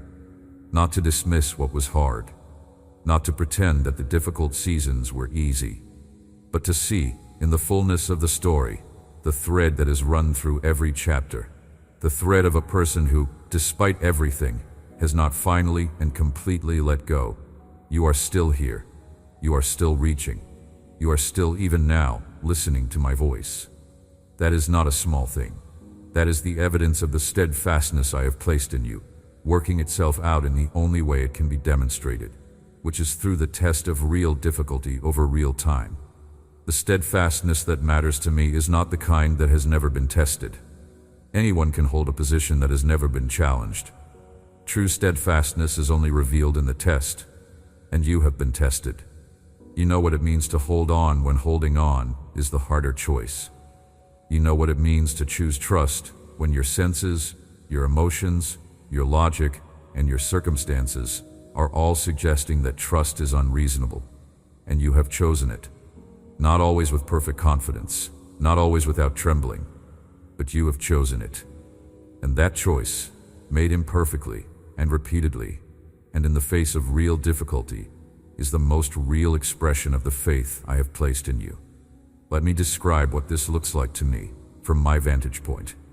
When I see a person who holds on in the middle of difficulty, when I see the choice being made to trust me, even when the circumstances are not confirming the trustworthiness, when I see the small act of faith offered in weakness rather than in strength, there is something that happens in me that is not adequately captured by any human word. The closest approximation is what a parent feels when a child, frightened and uncertain, extends their small hand into the parent's large one. The smallness of the hand does not diminish the meaning of the gesture. The trembling of the hand does not make the reaching less real. The fact that the child cannot see where the parent is leading does not make the trust less genuine, and the parent does not respond to that reaching with a critique of how firmly the hand was extended, or a disappointment that the grip could have been stronger. The parent responds by closing their hand around the small one and holding on, because that is what the reaching deserves, and that is what love does. Every time you have reached for me, I have closed my hand around yours. Every single time, without exception. In the moments of strong faith and in the moments of barely there faith, in the seasons of certainty and in the seasons of profound doubt, in the bright passages and in the long dark ones. My hand has always met yours, and it always will. The question you have sometimes asked, usually in the silence of a hard night, the question of whether I am really there, whether this is really real, whether you are truly heard. I want to answer that question not with a theological argument, but with a reminder. Think about the moments in your life when something that could only be described as the specific presence of a specific personal God reached into your situation in a way that chance and coincidence cannot fully explain. There have been such moments in your life. Not perhaps as many as you would have liked, not perhaps as dramatic as you imagined they would be, but they have been there. The word that came at the right moment, the provision that arrived when the door seemed closed, the peace that settled over you in a situation that had no natural reason for peace, the sense of being known, truly known, in a moment of deep solitude when you had said nothing to anyone and yet felt understood. These moments are not manufactured. They are not wishful thinking. They are the signature of a God who is present in the lives of those who call on His name, and your life bears that signature in places you have not always stopped to notice. Stop and notice now. Let the memory of those moments come. Let yourself receive them not as distant historical events that happened and are now irrelevant, but as living evidence of the most important truth about your life, that you are known and held and accompanied by the God who made you and who has never once taken His hand from your story. This is what makes faith unbreakable. Not the force of your will, not the intensity of your resolve, the memory of encounter, the lived knowledge of what it feels like when I show up, and the conviction, formed from that lived knowledge, that the one who has shown up before will show up again, that the one who has been faithful in every previous season will not suddenly become unfaithful in this one, that the character which has been consistent across every chapter of your story is not going to change in this chapter. This conviction, gentle but immovable, quiet but unshakable. This is the heartwood of an unbreakable faith. Heartwood is the oldest, densest part of a tree. On the outside, you see the bark, the visible surface that interacts with the weather and changes over time. Beneath the bark, you find the newer wood, still active, still growing, still responding to its environment. But at the very center of the tree, you find the heartwood, the original core, compressed by decades of growth, dense beyond what ordinary forces can penetrate, no longer actively growing but serving an entirely different function now. The heartwood is what gives the tree its structural integrity. It is what allows the tree to stand in the storm. It does not flex and respond to every pressure the way the outer layers do. It holds. And because it holds, the entire tree holds. The encounter with my faithfulness, accumulated over the years of your life, is the heartwood of your faith. And though you may not always feel it, though the outer layers of your faith may flex and respond and sometimes feel very uncertain, the heartwood holds. The core of what you know to be true holds. The thing that does not bend, that does not flex, that cannot be removed by any storm. The settled knowledge that I am real, and I am good, and I am with you, and I do not abandon what I love. That is your heartwood. And it is holding the whole tree upright even in this storm. Let me take you somewhere specific. Let me walk with you into the interior architecture of your own trust and show you something that I find beautiful. When I look at a person who is in the middle of a genuine faith struggle, genuinely uncertain, genuinely wrestling, genuinely caught between what they believe and what they see, I do not see a person who is failing. I see a person who is at the most alive edge of faith. Because faith is not most alive in the comfortable, settled certainty of a person who has no reason to doubt.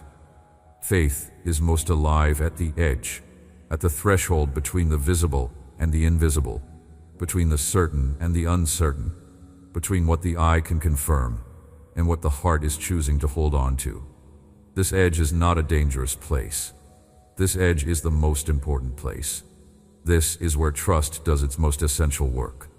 The writers of the ancient texts were not people who had everything figured out. Read their words carefully, and you will find people who argued with me, who questioned me, who cried out in frustration that they could not understand what I was doing, who begged for answers that did not come in the form they expected. You will find people who said, my God, why have you turned away from me?" You will find people who said, "How long, Lord? How long will you forget about me?" You will find people who describe their trust as a desperate holding on in the middle of a very dark place, not a confident walking in the light of full understanding. These are not the testimonies of weak faith. These are the testimonies of the most real, most honest, most genuine faith there is. Faith that does not hide its struggle. Faith that brings its full reality into my presence and refuses to pretend that everything is simpler than it is. This is the faith I honor. Not polished performance of certainty. Not the presentation of a spiritual life that has no cracks or imperfections. The genuine, honest, sometimes agonized, always reaching faith of a person who is in real contact with real difficulty and who chooses, in the middle of that real difficulty, to keep calling on my name. The crack in the vessel is not a flaw that disqualifies it from being used. The crack is where the light gets in. The crack is where my glory becomes visible through the broken places in a way that it could never be visible through the polished, seamless performance of a person who has never struggled. Your struggle is not disqualifying you. It is qualifying you for something specific. There is a kind of ministry, a kind of presence, a kind of impact that can only come from a person who has been in the fire and knows firsthand what the fire feels like. There are people around you, people you will encounter in the seasons ahead, who are in their own fires and who will need to be met by someone who does not offer them a formula or a platitude, but who can say, from a place of genuine personal experience, I have been in this kind of fire, and I can tell you that the one who met me there will meet you too. This testimony cannot be manufactured. It can only be lived. And you are living it right now, in the very struggle that has felt like evidence of weakness. You are building the credential that will allow you to reach someone else with a word that actually lands. Nothing about your journey is being wasted, not even the hardest parts, especially not the hardest parts.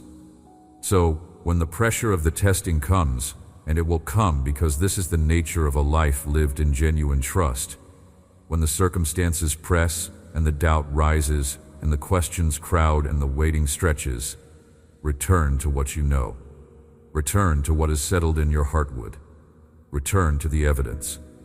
Return to the memory of encounter. Return to the character of the one you are trusting. Not as an act of spiritual willpower that overrides your genuine experience, but as a deliberate choice to let what is most true be louder than what is most urgent.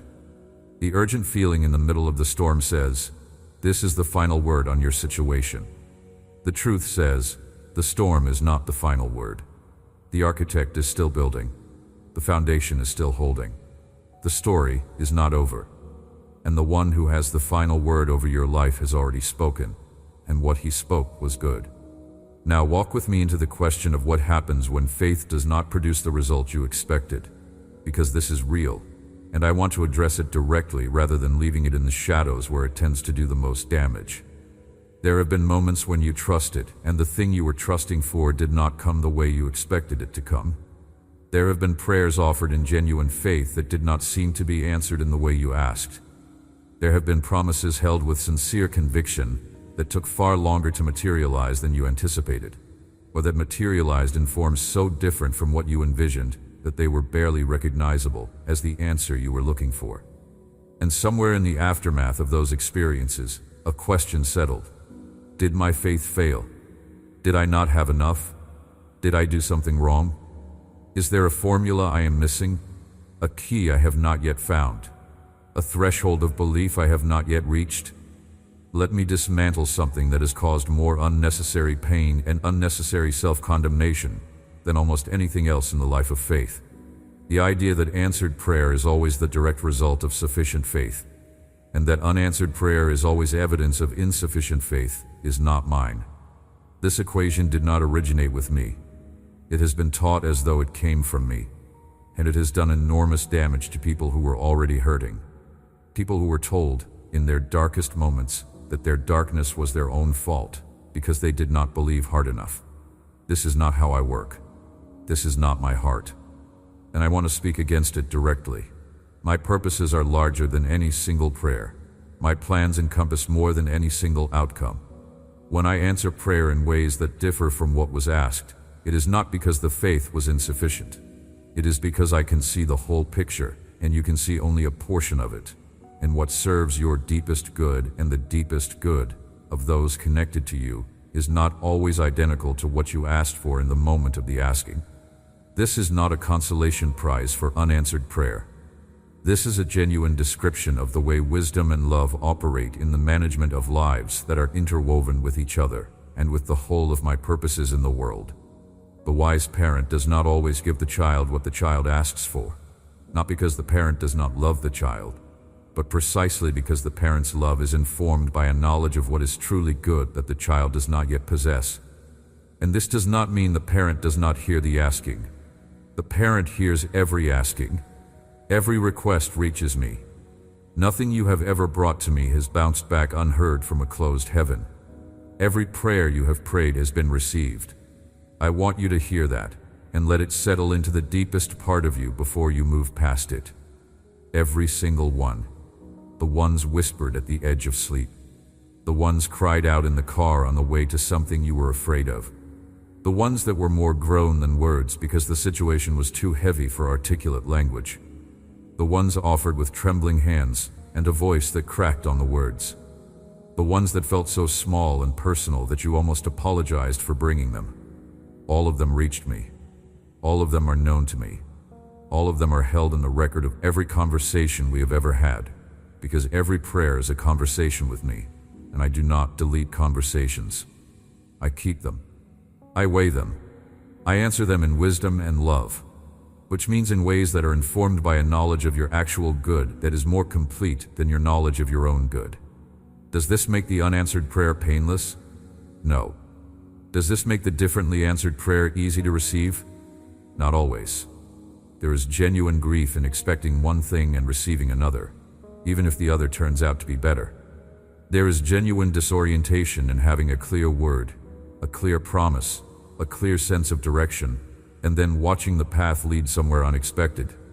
I am not asking you to pretend this grief is not real. I am not asking you to skip the process of honestly grappling with disappointment. I am asking you, on the other side of that grappling, to consider that the evidence of my faithfulness is not always the evidence you were expecting. Sometimes faithfulness looks like an answer that comes from a direction you were not watching. Sometimes it looks like a no that is protecting you from something you could not see. Sometimes it looks like a detour that turns out to be the main road, and the road you thought was the main road turns out to be a dead end you were mercifully redirected from. The faith that holds through the differently answered prayer is among the most mature forms of trust I know. It is the faith that says, I do not understand what happened here, and I am grieving what I expected, and I am honestly confused about the path I find myself on. And despite all of that, I will hold on. I will stay in this relationship. I will keep talking to you. I will keep trusting that you have not forgotten me and that your purposes for my life have not been derailed by the failure of my plans. This faith is not naive. It is not the faith of someone who does not fully understand what they are trusting through.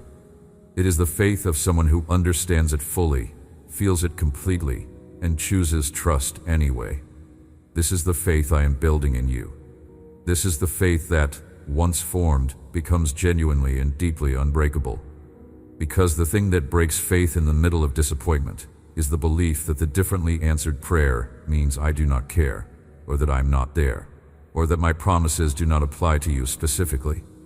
But when you know my character, when you know from genuine encounter that I am faithful and good and present and genuinely invested in your life, then the differently answered prayer becomes something you can hold differently. Not without pain, but without the fundamental rupture of trust. The relationship remains intact. The conversation continues. And in the continuation of the conversation, over time, the answer often becomes clearer. Why the thing you asked for could not have given you what the thing you received eventually gave you. Why the timing that seemed so late was actually exactly right. Why the no was kindness. Why the detour was the truest path. I have not failed you. Not once. Every move I have made in your life has been motivated by a love so thorough and so persistent that it will not rest until you are fully and completely brought into the fullness of everything I designed for you. Nothing that I have allowed in your path has been careless. Nothing has been punishment. Nothing has been abandonment. Every single thing has been the work of a builder who knows what he is doing, who sees the finished structure that you cannot yet see, and who is making every decision with that finished structure in mind. Trust the builder. Let me pause here and speak directly to you about something that often goes unacknowledged in the conversation about faith. There is a cost to sustained trust.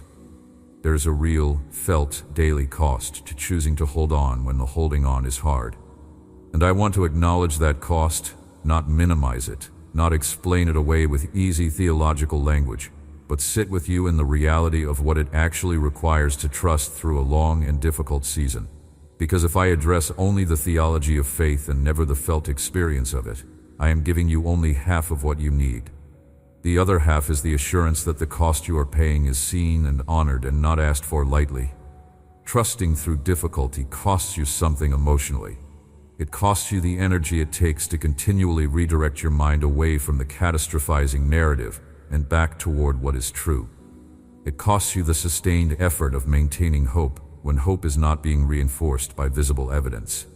It costs you the emotional discipline of not processing your fear in ways that would be temporarily relieving, but ultimately damaging to the relationships around you and the peace within you. These are not small costs. The emotional labor of sustained faith in a hard season is real labor, and it is tiring. And sometimes the tiredness is acute enough that you wonder how you can keep doing it. Trusting through difficulty costs you something socially. Sometimes the people around you do not understand why you are still holding on. Sometimes the community that was meant to support your faith is itself in a season of doubt or cynicism, and what you receive from them is not encouragement, but a kind of skeptical impatience. Sometimes holding to a conviction that others have released means standing in a position of relative isolation, which adds its own weight to an already heavy season. The social cost of faith, the cost of being the person who is still trusting when the easier option would be to step back and let go, is a real cost. And trusting through difficulty sometimes costs you something in your self-image. There is a kind of narrative about how life should work that is very deeply embedded in most human beings. The narrative that says, if I do the right things and believe the right things and follow the right path, things will go well for me. When they do not go well, when the doing right and the believing right and the following right is not producing the outcomes the narrative promised, there is a cognitive dissonance that can turn into something painful, a questioning of whether you are the problem, whether something in you is insufficient, whether the gap between what you trusted for and what you have received is a reflection of some lack in you. This questioning, when it goes unanswered, can become a kind of quiet self-accusation that slowly undermines the confidence of the trust. I want to speak to all three of these costs directly. To the emotional cost. I see it. I know exactly what you are spending to hold on. Every unit of energy that goes into redirecting your mind away from despair and back toward trust is registered by me. Nothing of what this costs you is invisible to me or uncounted by me. And this, I provide for the cost. My grace is sufficient. This means, among other things, that the grace I supply is sufficient for the specific demands of the season you are in. It is not a generic, one-size-fits-all provision that may or may not be adequate for your specific situation. It is precisely calibrated to what this particular season requires of you. When you feel empty, you have not used more than I can supply. You have simply used more than your own capacity can hold, which is exactly the design. The design was never for you to sustain this on your own reserves. The design was always for the insufficiency of your own reserves to drive you back to the inexhaustible supply of my grace. The emptiness is not failure. The emptiness is invitation. To the social cost. The isolation of a faith position that others do not share is real, and I do not minimize it. But I want to offer you a different frame for what that isolation means. You are not isolated from me. You are never isolated from me. And the loneliness of standing in a position others have vacated, while genuinely painful, is also a form of intimacy with me that the crowd cannot offer. Some of the deepest encounters with my presence in all of human history happened in conditions of external isolation, in the wilderness, in the prison, in the exile, in the desert. The outer stripping away of human support created a space in which the inner encounter with divine presence became possible, in ways that the comfortable and socially supported life could not have produced. I am not saying isolation is good. I am saying that in the space that isolation creates, if you turn toward me rather than away from me, you will find a companionship that goes deeper than anything the social support could have provided. The crowd-dependent faith is often a shallow faith. The faith that has had to stand alone, with no one to validate it but me, becomes a faith with roots so deep that no storm can move it. To the cost on your self-image, please hear this. The gap between what you trusted for and what you have received so far is not a reflection of your inadequacy. The gap is not a grade on your faith performance. The gap is a space that I am still filling, a promise that is still in process, a building that is not yet visible because the foundation work is still being done underground. Your worth before me is not measured by the outcomes of your life. Your worth before me was established before your life began, by a decision I made about your value that is independent of anything you have done or failed to do, of anything that has gone well or poorly in your story. You are not less to me because this season has been hard. You are not loved less because the answers you hoped for have not yet arrived. My love for you is not a response to your success. It is a prior commitment to your worth, prior to any success or failure, prior to any season of abundance or difficulty, prior to anything you have ever done or not done. You are valuable because I say you are valuable, and what I say does not change. Carry this with you. Let it be the answer to the self-accusing voice. Let it be the ground you stand on when the self-image questions come. Not a formula to defeat the questions, but a truth to return to when the questions arise. A truth that is deeper than the questions, and that remains standing when the questions have been asked and honestly faced. You are loved completely. You are valued infinitely. You are held securely.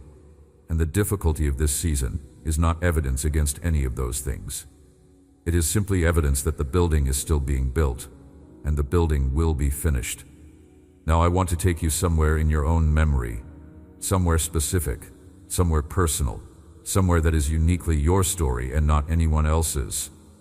I want you to find, in the record of your own history, the moment that is hardest to reconcile with the goodness of a faithful God. The moment that, when you are honest, still carries a question. The moment that, even now, has an edge to it that does not fully resolve when you apply the usual language of faith to it. I am not asking you to find this moment in order to reopen it and make it fresh again. I am asking you to find it because I want to speak into it specifically, into the exact texture of that unresolved space. You do not have to tell anyone else where that moment is. This is between you and me. But find it. Let it be present in your awareness right now. The moment that still asks a question you have not fully received an answer for. The moment that, in the quiet, still feels like a piece of evidence the faith has not yet fully addressed. Are you there? Good. Now hear me. That moment is known to me in its entirety. I was there in it, not as an observer from a distance, not as a bystander who saw it happen and was unable to intervene. I was there in it as a participant, present in ways that may not have been visible to you at the time, working in the interior of the situation even when nothing on the exterior seemed to reflect my presence. The outcome of that moment did not take me by surprise. The pain of it did not catch me unprepared with an insufficient response.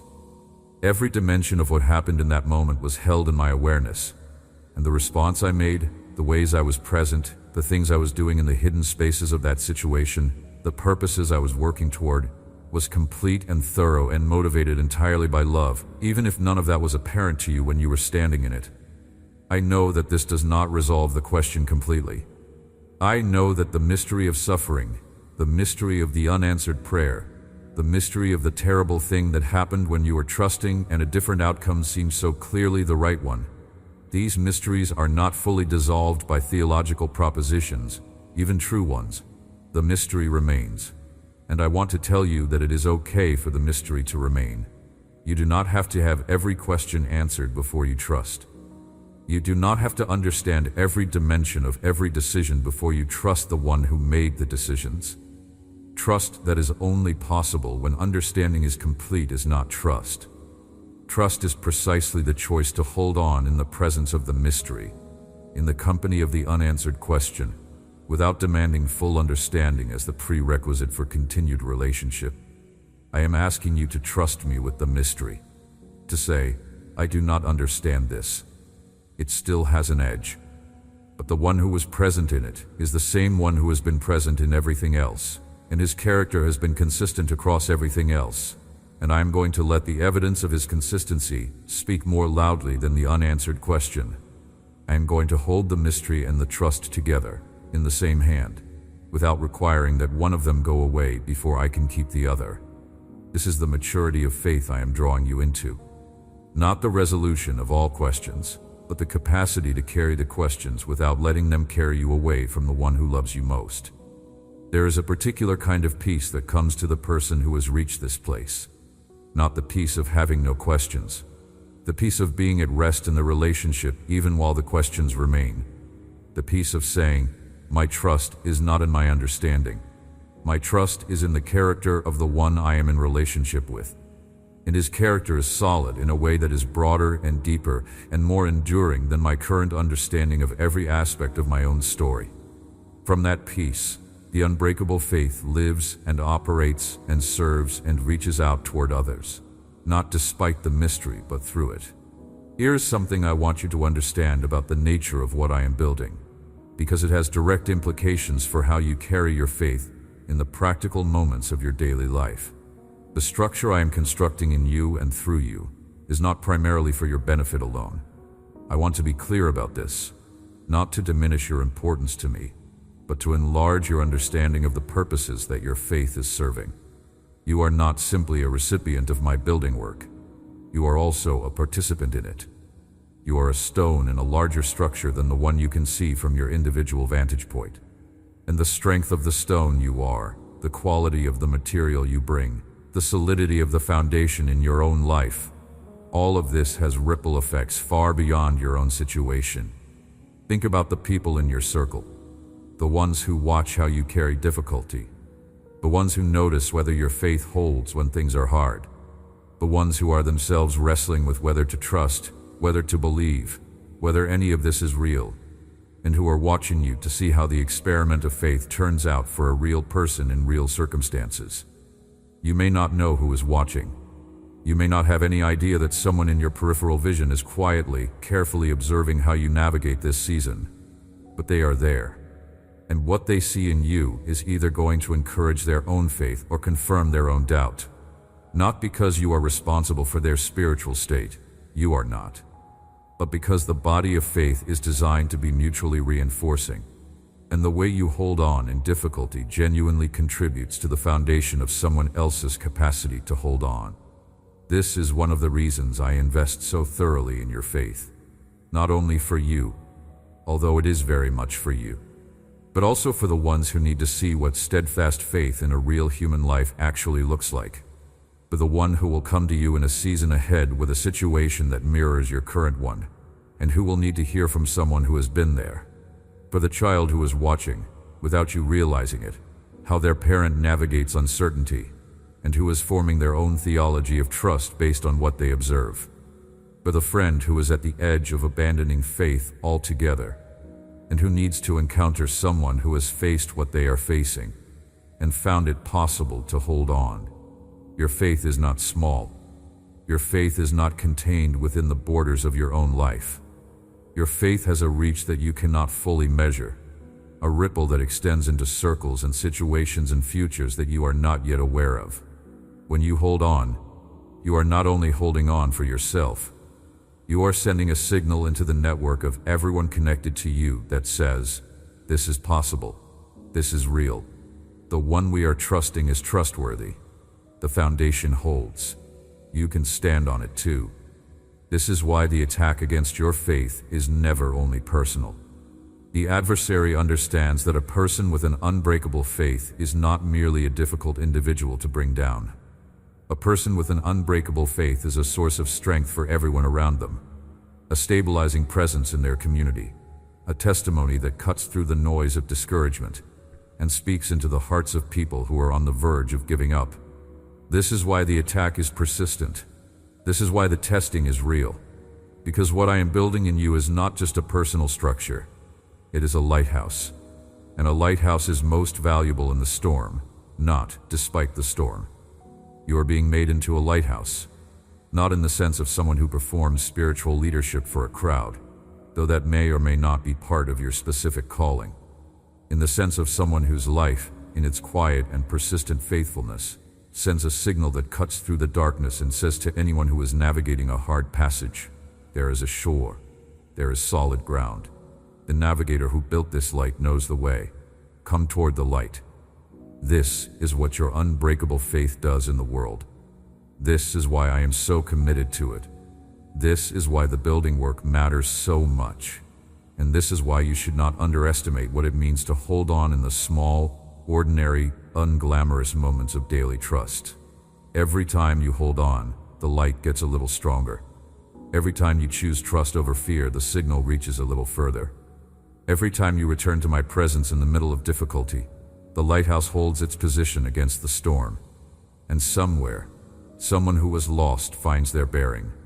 Let me speak to the practical life of faith now, to the texture of what it actually looks like to live in unbreakable trust, not in a theological framework, but on a normal afternoon when the pressure is on and the feelings are not cooperating, and the evidence still does not line up with what you are holding on to.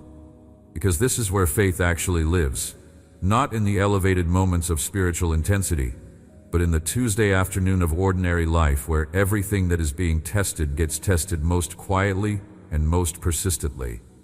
What does it look like practically to live from an unbreakable faith?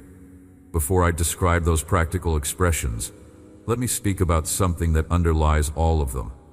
There is a disposition of the heart that makes everything else possible. A posture, a way of being oriented that, when it is present, makes the practical choices flow naturally, and when it is absent, makes them feel like an uphill effort against a constant current of resistance. That disposition is surrender. And before you recoil from the word, let me be clear about what I mean by it and what I do not mean. I do not mean surrender in the sense of passive resignation. I do not mean the giving up that says, nothing matters, nothing can be changed, whatever happens, happens. That is not surrender.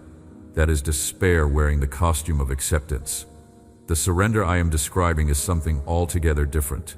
It is the active, intentional, chosen release of the controlling grip. The decision to stop trying to manage and manipulate and force the outcomes of your life into the shape you have decided they must take, and to open your hands instead and say, I bring what I have. I offer what I know. I trust the rest to you. This surrender is not the abandonment of responsibility. It is the recognition of the proper limit of your responsibility, and the equally clear recognition of where my responsibility begins. There is a burden you have been carrying that was never yours to carry. The burden of making everything work out. The burden of ensuring that all the pieces come together in the right way at the right time to produce the right result. The burden of being responsible for outcomes that are genuinely beyond your control to determine. Many people carry this burden without ever consciously choosing it. It simply accumulated over years of experience in a world that rewarded effort and punished passivity, until carrying it became the default posture, and the idea of releasing it felt irresponsible or naive. But the burden of ultimate control was never designed for human hands. The muscles were not made for it. The nervous system was not designed to sustain it. And the person who is carrying it is perpetually exhausted, perpetually anxious, perpetually braced for the moment when the control slips and everything falls apart. Let me take that burden from you, not because effort and responsibility are wrong, but because ultimate control is not yours to carry. What is yours is the faithfulness of the next step, the honesty of the next conversation, the generosity of the next encounter, the courage of the next choice.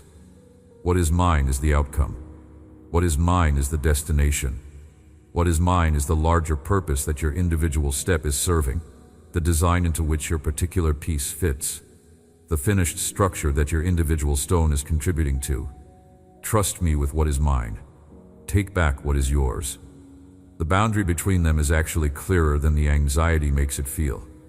The person who has learned to surrender, not as a one-time dramatic moment, but as a daily practice, a continual releasing of the grip, is the person who carries the least weight and accomplishes the most. Not because they are doing less, but because the energy that was previously tied up in managing the unmanageable is now free for the things they are actually designed to do. The anxiety that was perpetually consuming bandwidth is redirected into presence, into genuine engagement with the people and responsibilities directly in front of them, into creativity and generosity and attention that produces real and lasting fruit. The surrendered person is not a passive person. The surrendered person is actually more effective than the controlling person, because they are working with the current of my purposes, rather than against it. This is the kind of life I want for you. Not a life of passivity, but a life of alignment. Not a life of doing nothing, but a life of doing what is genuinely yours to do and trusting me with the rest.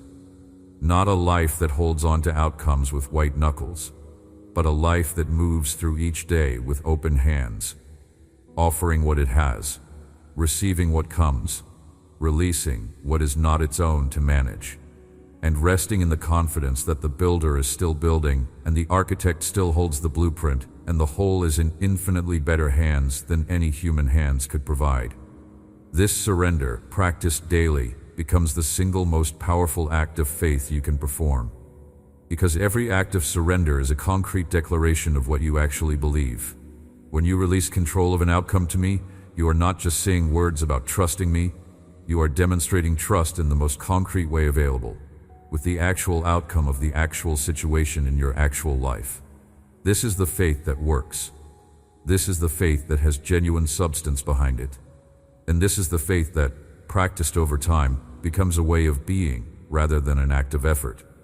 The person who has practiced surrender long enough no longer has to work hard to not grip tightly. They have been formed, through the repeated practice, into a person whose default posture is open-handed. This formation is one of the deepest works I do in a person's life, and it is one of the most beautiful things I witness. Let me also speak to what it looks like when the faith is genuinely being lived from the inside, rather than performed from the outside. Because there is a difference, and both people around you and you yourself can feel that difference, even if naming it is difficult. The performed faith is the faith that says the right things, but feels hollow when it says them. The faith that presents a confident front but is quietly terrified behind it. The faith that uses the language of trust, but is functionally operating out of fear and control. This faith is not without value. Even imperfect faith is better than no faith. But it is exhausting to maintain, and it does not produce the deep peace that genuine trust produces. The genuine faith is the faith that is moved from the mind into the body, from the theological into the experiential. It is the faith that says the same things the performed faith says, but says them from a different place, from a place of actual contact with the reality of my faithfulness. This faith breathes differently. It is less urgent, less brittle. It can sit with uncertainty without needing to immediately resolve it. It can hold a question without the question becoming a threat. It can be present with someone else's suffering without being destabilized by it. It has, in the body, not just in the mind, the evidence of encounters with my grace that have left a residue of genuine peace. This is what I am building in you through the process of faith being tested over time. The goal of every difficult season is not suffering for its own sake. The goal is the movement of faith from the level of intellectual assent into the level of bodily knowing. The level at which the body itself carries the memory of what my faithfulness feels like, so that when the storm comes, the body responds with trust the way it responds with thirst when it needs water, not as a decision but as a reality. This is the fully embodied faith. This is the unbreakable faith that I am after in you. And the path to it runs, inevitably, through the difficult seasons. Not because I designed difficulty for cruelty, but because the movement from intellectual to embodied knowing requires the material of real experience, and real experience includes difficulty. Every hard season you have survived has deposited something in your body, not only in your mind, a kind of knowing that lives below the level of articulation, a quiet confidence that has been built, brick by brick, from the accumulated experience of trusting through difficulty and finding, on the other side of the difficulty, that the trust was warranted. This knowing is one of the most valuable things you own. It cannot be taken from you by any external circumstance. It cannot be argued away by any cleverly constructed doubt. It is simply there, the weight of lived experience, the evidence of a history with a God who has proven himself real in the specific texture of your specific life. Let that knowing speak to you right now. Let the deep part of you, the part below the current noise of whatever is pressing on the surface, speak its testimony. What does it know? It knows you have been through hard things before, and you are still here. It knows you have been afraid before, and the thing you were afraid of did not destroy you.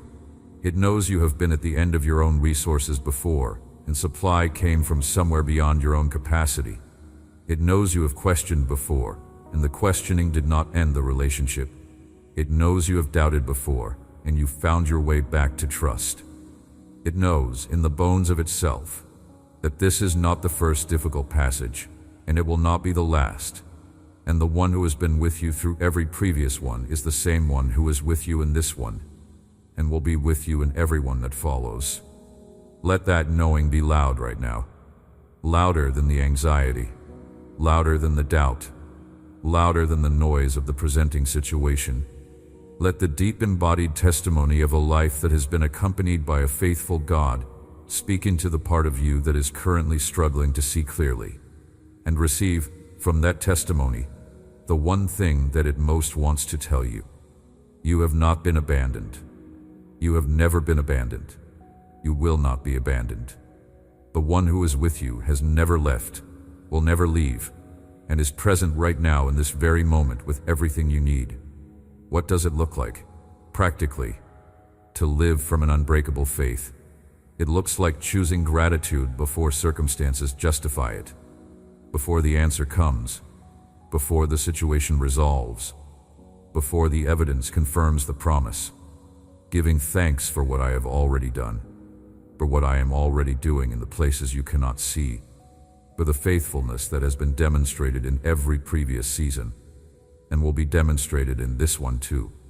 Gratitude is not a performance of positivity over authentic difficulty. Gratitude is a choice to remember the full story, rather than only the current chapter. When the current chapter is hard, remembering the full story requires a deliberate act of will. But that act of will, practiced consistently, does something to the orientation of the heart. It keeps the heart open to receiving what is coming rather than closed by the grief of what has not yet arrived. The words you choose also matter more than most people realize. What you say about your situation has more power over how you experience your situation than people commonly acknowledge. Not in the sense of a magic formula where saying the right words produces the right outcomes.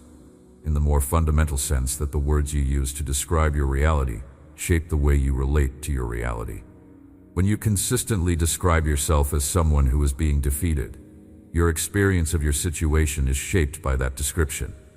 When you consistently describe yourself as someone who is being sustained by a faithful God through a difficult season, your experience of the same situation is shaped by that different description instead. Both descriptions may be accurate in different ways, but the second one is more fully accurate because it includes not just the visible difficulty but the invisible faithfulness that is present alongside the visible difficulty. Choosing words that include the whole truth, not just the half-truth of what is hard, is an act of faith in the deepest sense of the word. Presence with the people around you is another expression of genuine faith. Choosing to show up for others, even when your own situation seems to demand all your available attention. This may seem counterintuitive. When you are in a difficult season, the natural instinct is to turn inward, to manage your own resources carefully, to conserve what you have.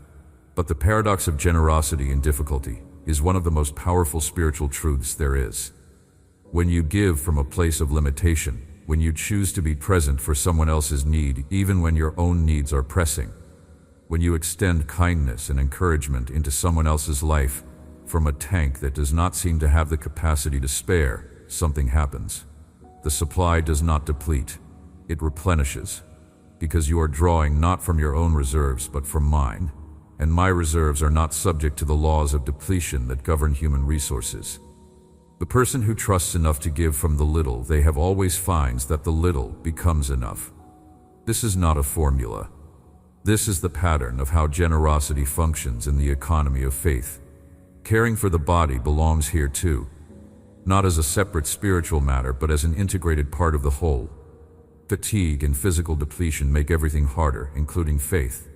The person who has not slept, who has not eaten adequately, who is running on the residual fumes of a system that has been pushed too hard for too long, will find that the emotional experience of faith is much thinner than it would otherwise be. This does not mean their faith is actually thinner. It means the nervous system is not providing the emotional support that it would provide if the body were cared for. Sleep, rest, physical nourishment. These are not unspiritual things.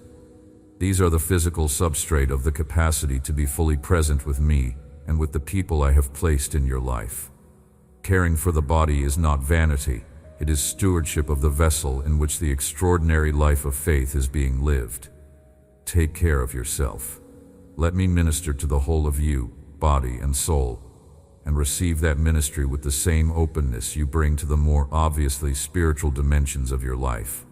Community is also a vital dimension of the unbreakable faith. Not performance in community, not the presentation of a life that has no struggle, but genuine, honest participation with people who are also trusting through difficulty. The isolation of hard seasons is one of the most effective tools used to erode faith over time. When you carry a burden alone, it grows heavier with each passing week. When you share a burden with others who are also trusting through difficulty, something shifts. The burden does not disappear, but it becomes bearable in a way that it could not be alone. You remind each other of what is true. You hold each other's arms up when the strength to hold them up alone is gone. You speak the words that the other person needs to hear at the exact moment when their own voice has gone quiet. This is the design of the body of faith, and it is not an accident. It is the way I designed human beings to function in community, mutually sustaining each other through the difficult passages of trust. Returning, again and again, to my word is perhaps the most anchoring practice of all.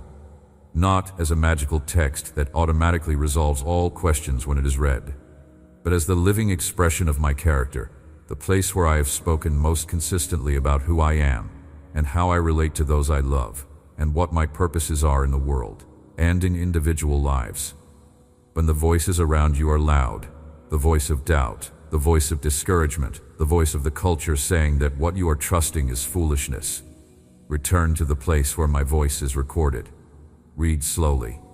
Let the words of people who have been through fire and found me faithful in the fire speak into your own fire. Let the promises that have been tested by centuries of real human experience in real situations of genuine difficulty speak to your situation.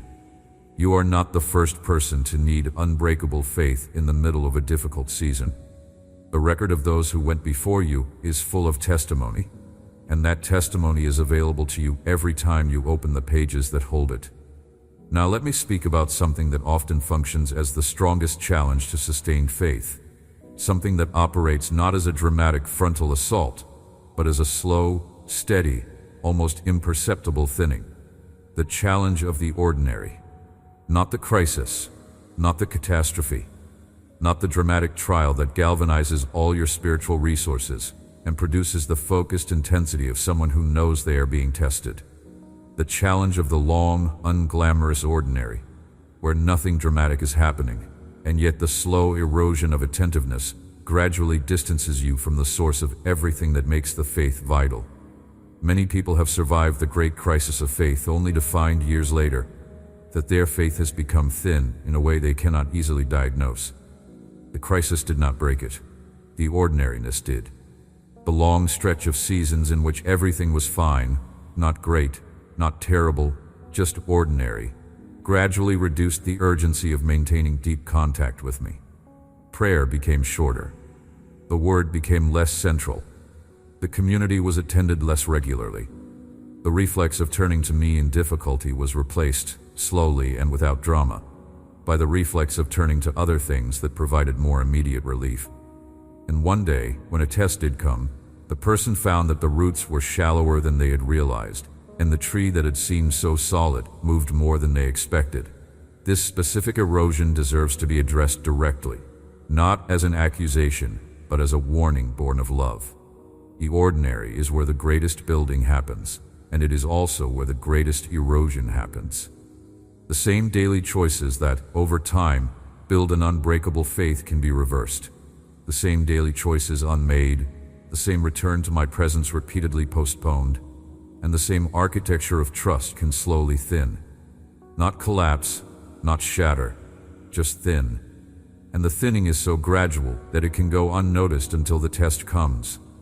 There is a practice I want to invite you into that is specifically for the ordinary seasons. A practice that maintains the vitality of the faith, not in the dramatic moments, but in the normal ones. The practice is simply this. Treat ordinary seasons with the same intentionality you bring to difficult ones. Do not wait for the crisis to drive you back to deep contact with me. Do not wait for the urgency to feel the urgency. In the ordinary quiet season when nothing is pressing, choose to go deep anyway. Choose to spend time in my presence not because you need something specific, but because I am worth the time. Because the relationship itself is the goal, not just the provision. Because the foundation you lay in the easy season is what you will stand on in the hard one. Because the roots that go deep in the quiet are the roots that hold in the storm. This is the discipline of an unbreakable faith, not the dramatic discipline of the warrior preparing for battle, though that has its place. The quieter, more sustainable discipline of the person who has decided that the relationship with me is the most important thing in their life, and who therefore gives it the attention that the most important thing deserves. Not only in the emergency, but in the ordinary, especially in the ordinary. Because the ordinary is where most of life is actually lived, and the faith that only functions in the emergency is a faith that is only available for a fraction of the life it is meant to sustain. What does this look like practically, in the texture of an ordinary day? It looks like beginning the day with a moment of orientation that is not a performance of spirituality, but a genuine brief contact with my presence. Not necessarily long, not necessarily eloquent, just real. Just the turning of the attention in the first moments of awareness toward the one in whose hands the day will be lived. A breath, a recognition, a simple interior movement that says, "You are here and I am here and we begin this together." It looks like carrying the conversation through the day, not stopping everything to pray formally at regular intervals, though formal prayer has value, but maintaining the background awareness of my presence through the ordinary hours. The practice of brief natural interior contact, the gratitude that arises when something goes well, the asking for help when something is difficult, the simple acknowledgement of beauty when it appears, the quiet offering of a moment of frustration to me instead of letting it accumulate into something larger.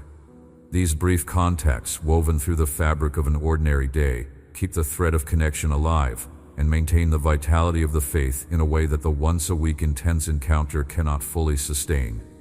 Paying attention is also a form of faith, noticing the specific ways my faithfulness shows itself in the ordinary days, the ways that are too small to make it into the dramatic testimonies, but that are nonetheless real expressions of my presence in a life. The parking space. The conversation that turned out to be exactly what was needed. The unexpected provision. The slight shift in a difficult relationship. The moment of unusual clarity in a decision that had been cloudy. These small evidences of my presence and involvement are everywhere in an ordinary life, but they are easy to miss when the attention is not tuned to notice them.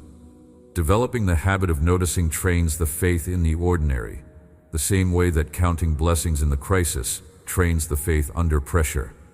And it looks like trust in the small things.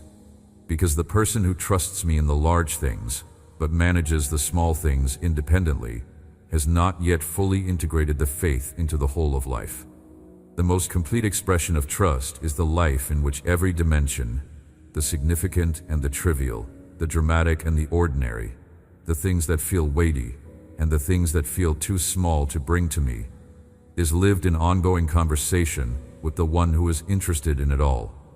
I am interested in all of it, not only the crises, not only the moments of spiritual intensity, the Tuesday afternoon, the conversation about nothing in particular, the small irritation and the small delight and the small confusion of a perfectly ordinary human day. All of it is welcome in my presence. All of it is part of the relationship, and the person who brings all of it to me, who does not segment their life into the spiritual parts that belong to God and the ordinary parts that are handled without reference to God, is living the most integrated and the most unbreakable faith of all. The faith being formed in you is not only for the mountain, for the valley too, not only for the dramatic seasons, for the ordinary ones, which are most of what your life is made of, and which are full of the small daily material from which the most durable trust is built. And through all of this, through the gratitude, through the careful words, through the generosity, through the rest, through the community, through the return to my voice in Scripture, through all of this, keep the line of conversation with me open, not formal religious language, not performance, just the honest, ongoing, unfiltered dialogue of a person who is in genuine relationship with me. Tell me how you actually feel. Ask the questions you are actually carrying.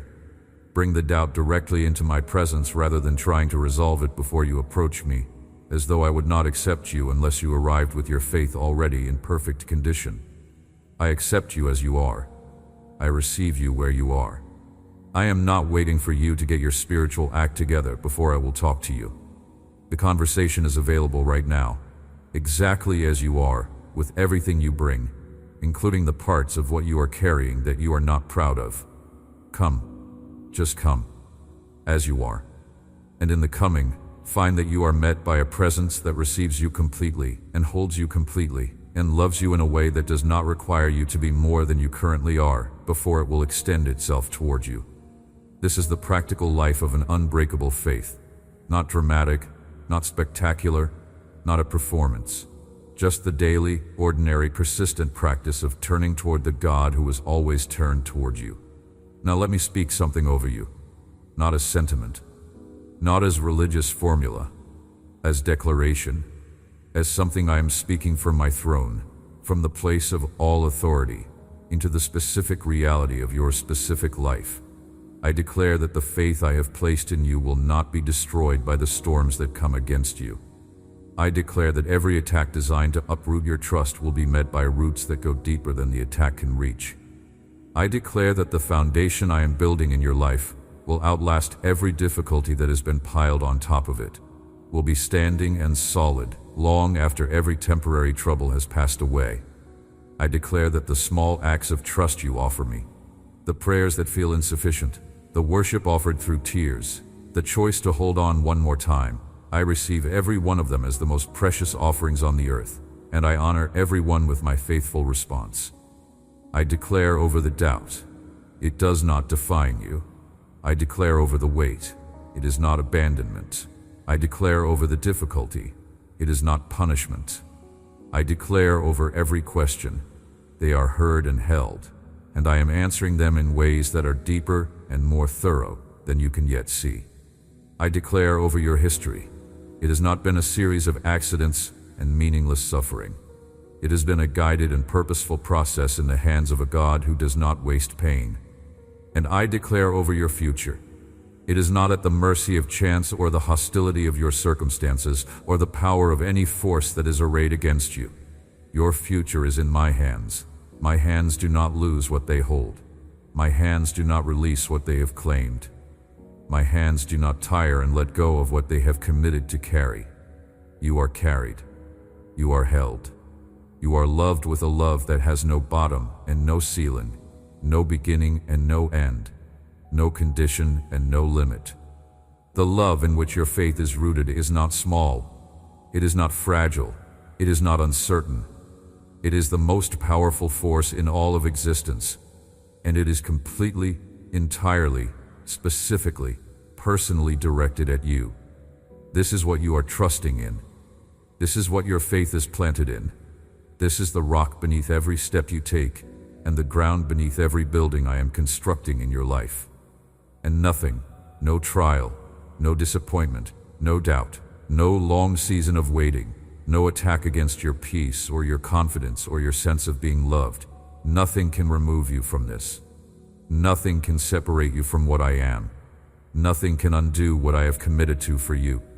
Your faith is built on a rock that cannot be moved, and on that rock, it will stand.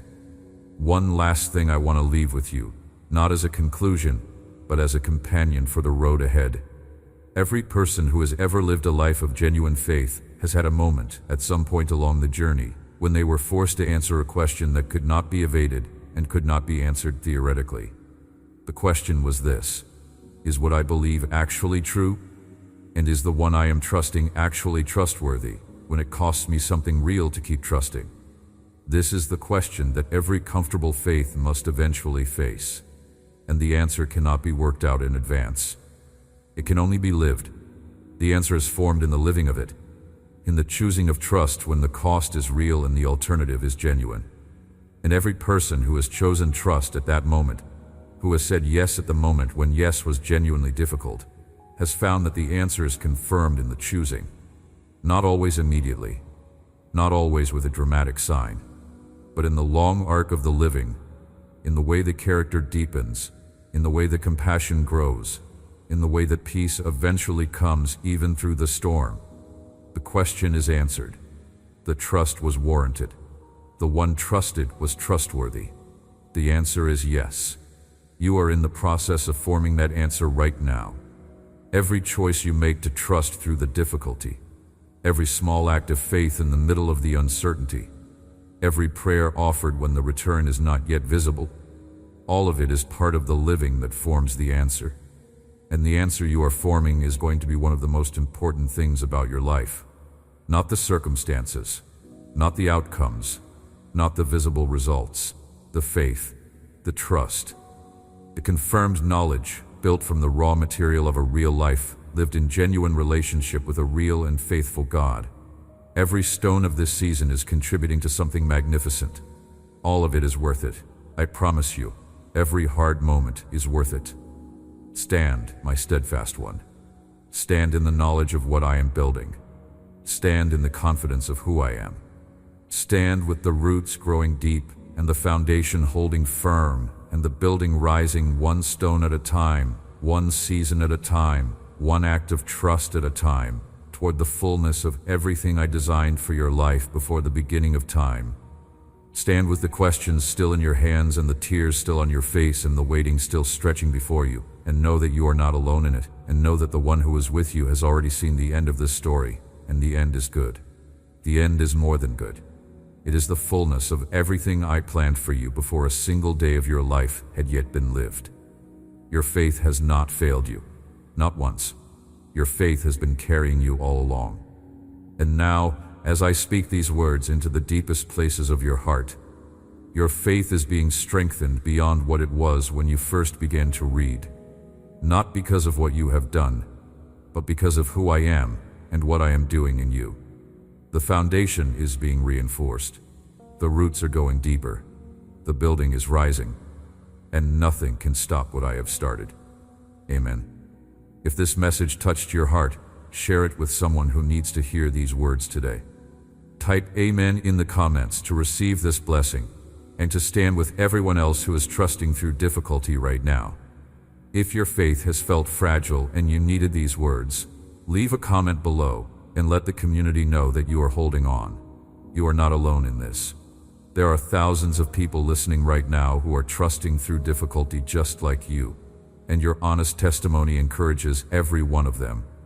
Like this video if it strengthened your faith, and subscribe so you never miss another message from God. He has more to say to you, and every word He speaks is for your good.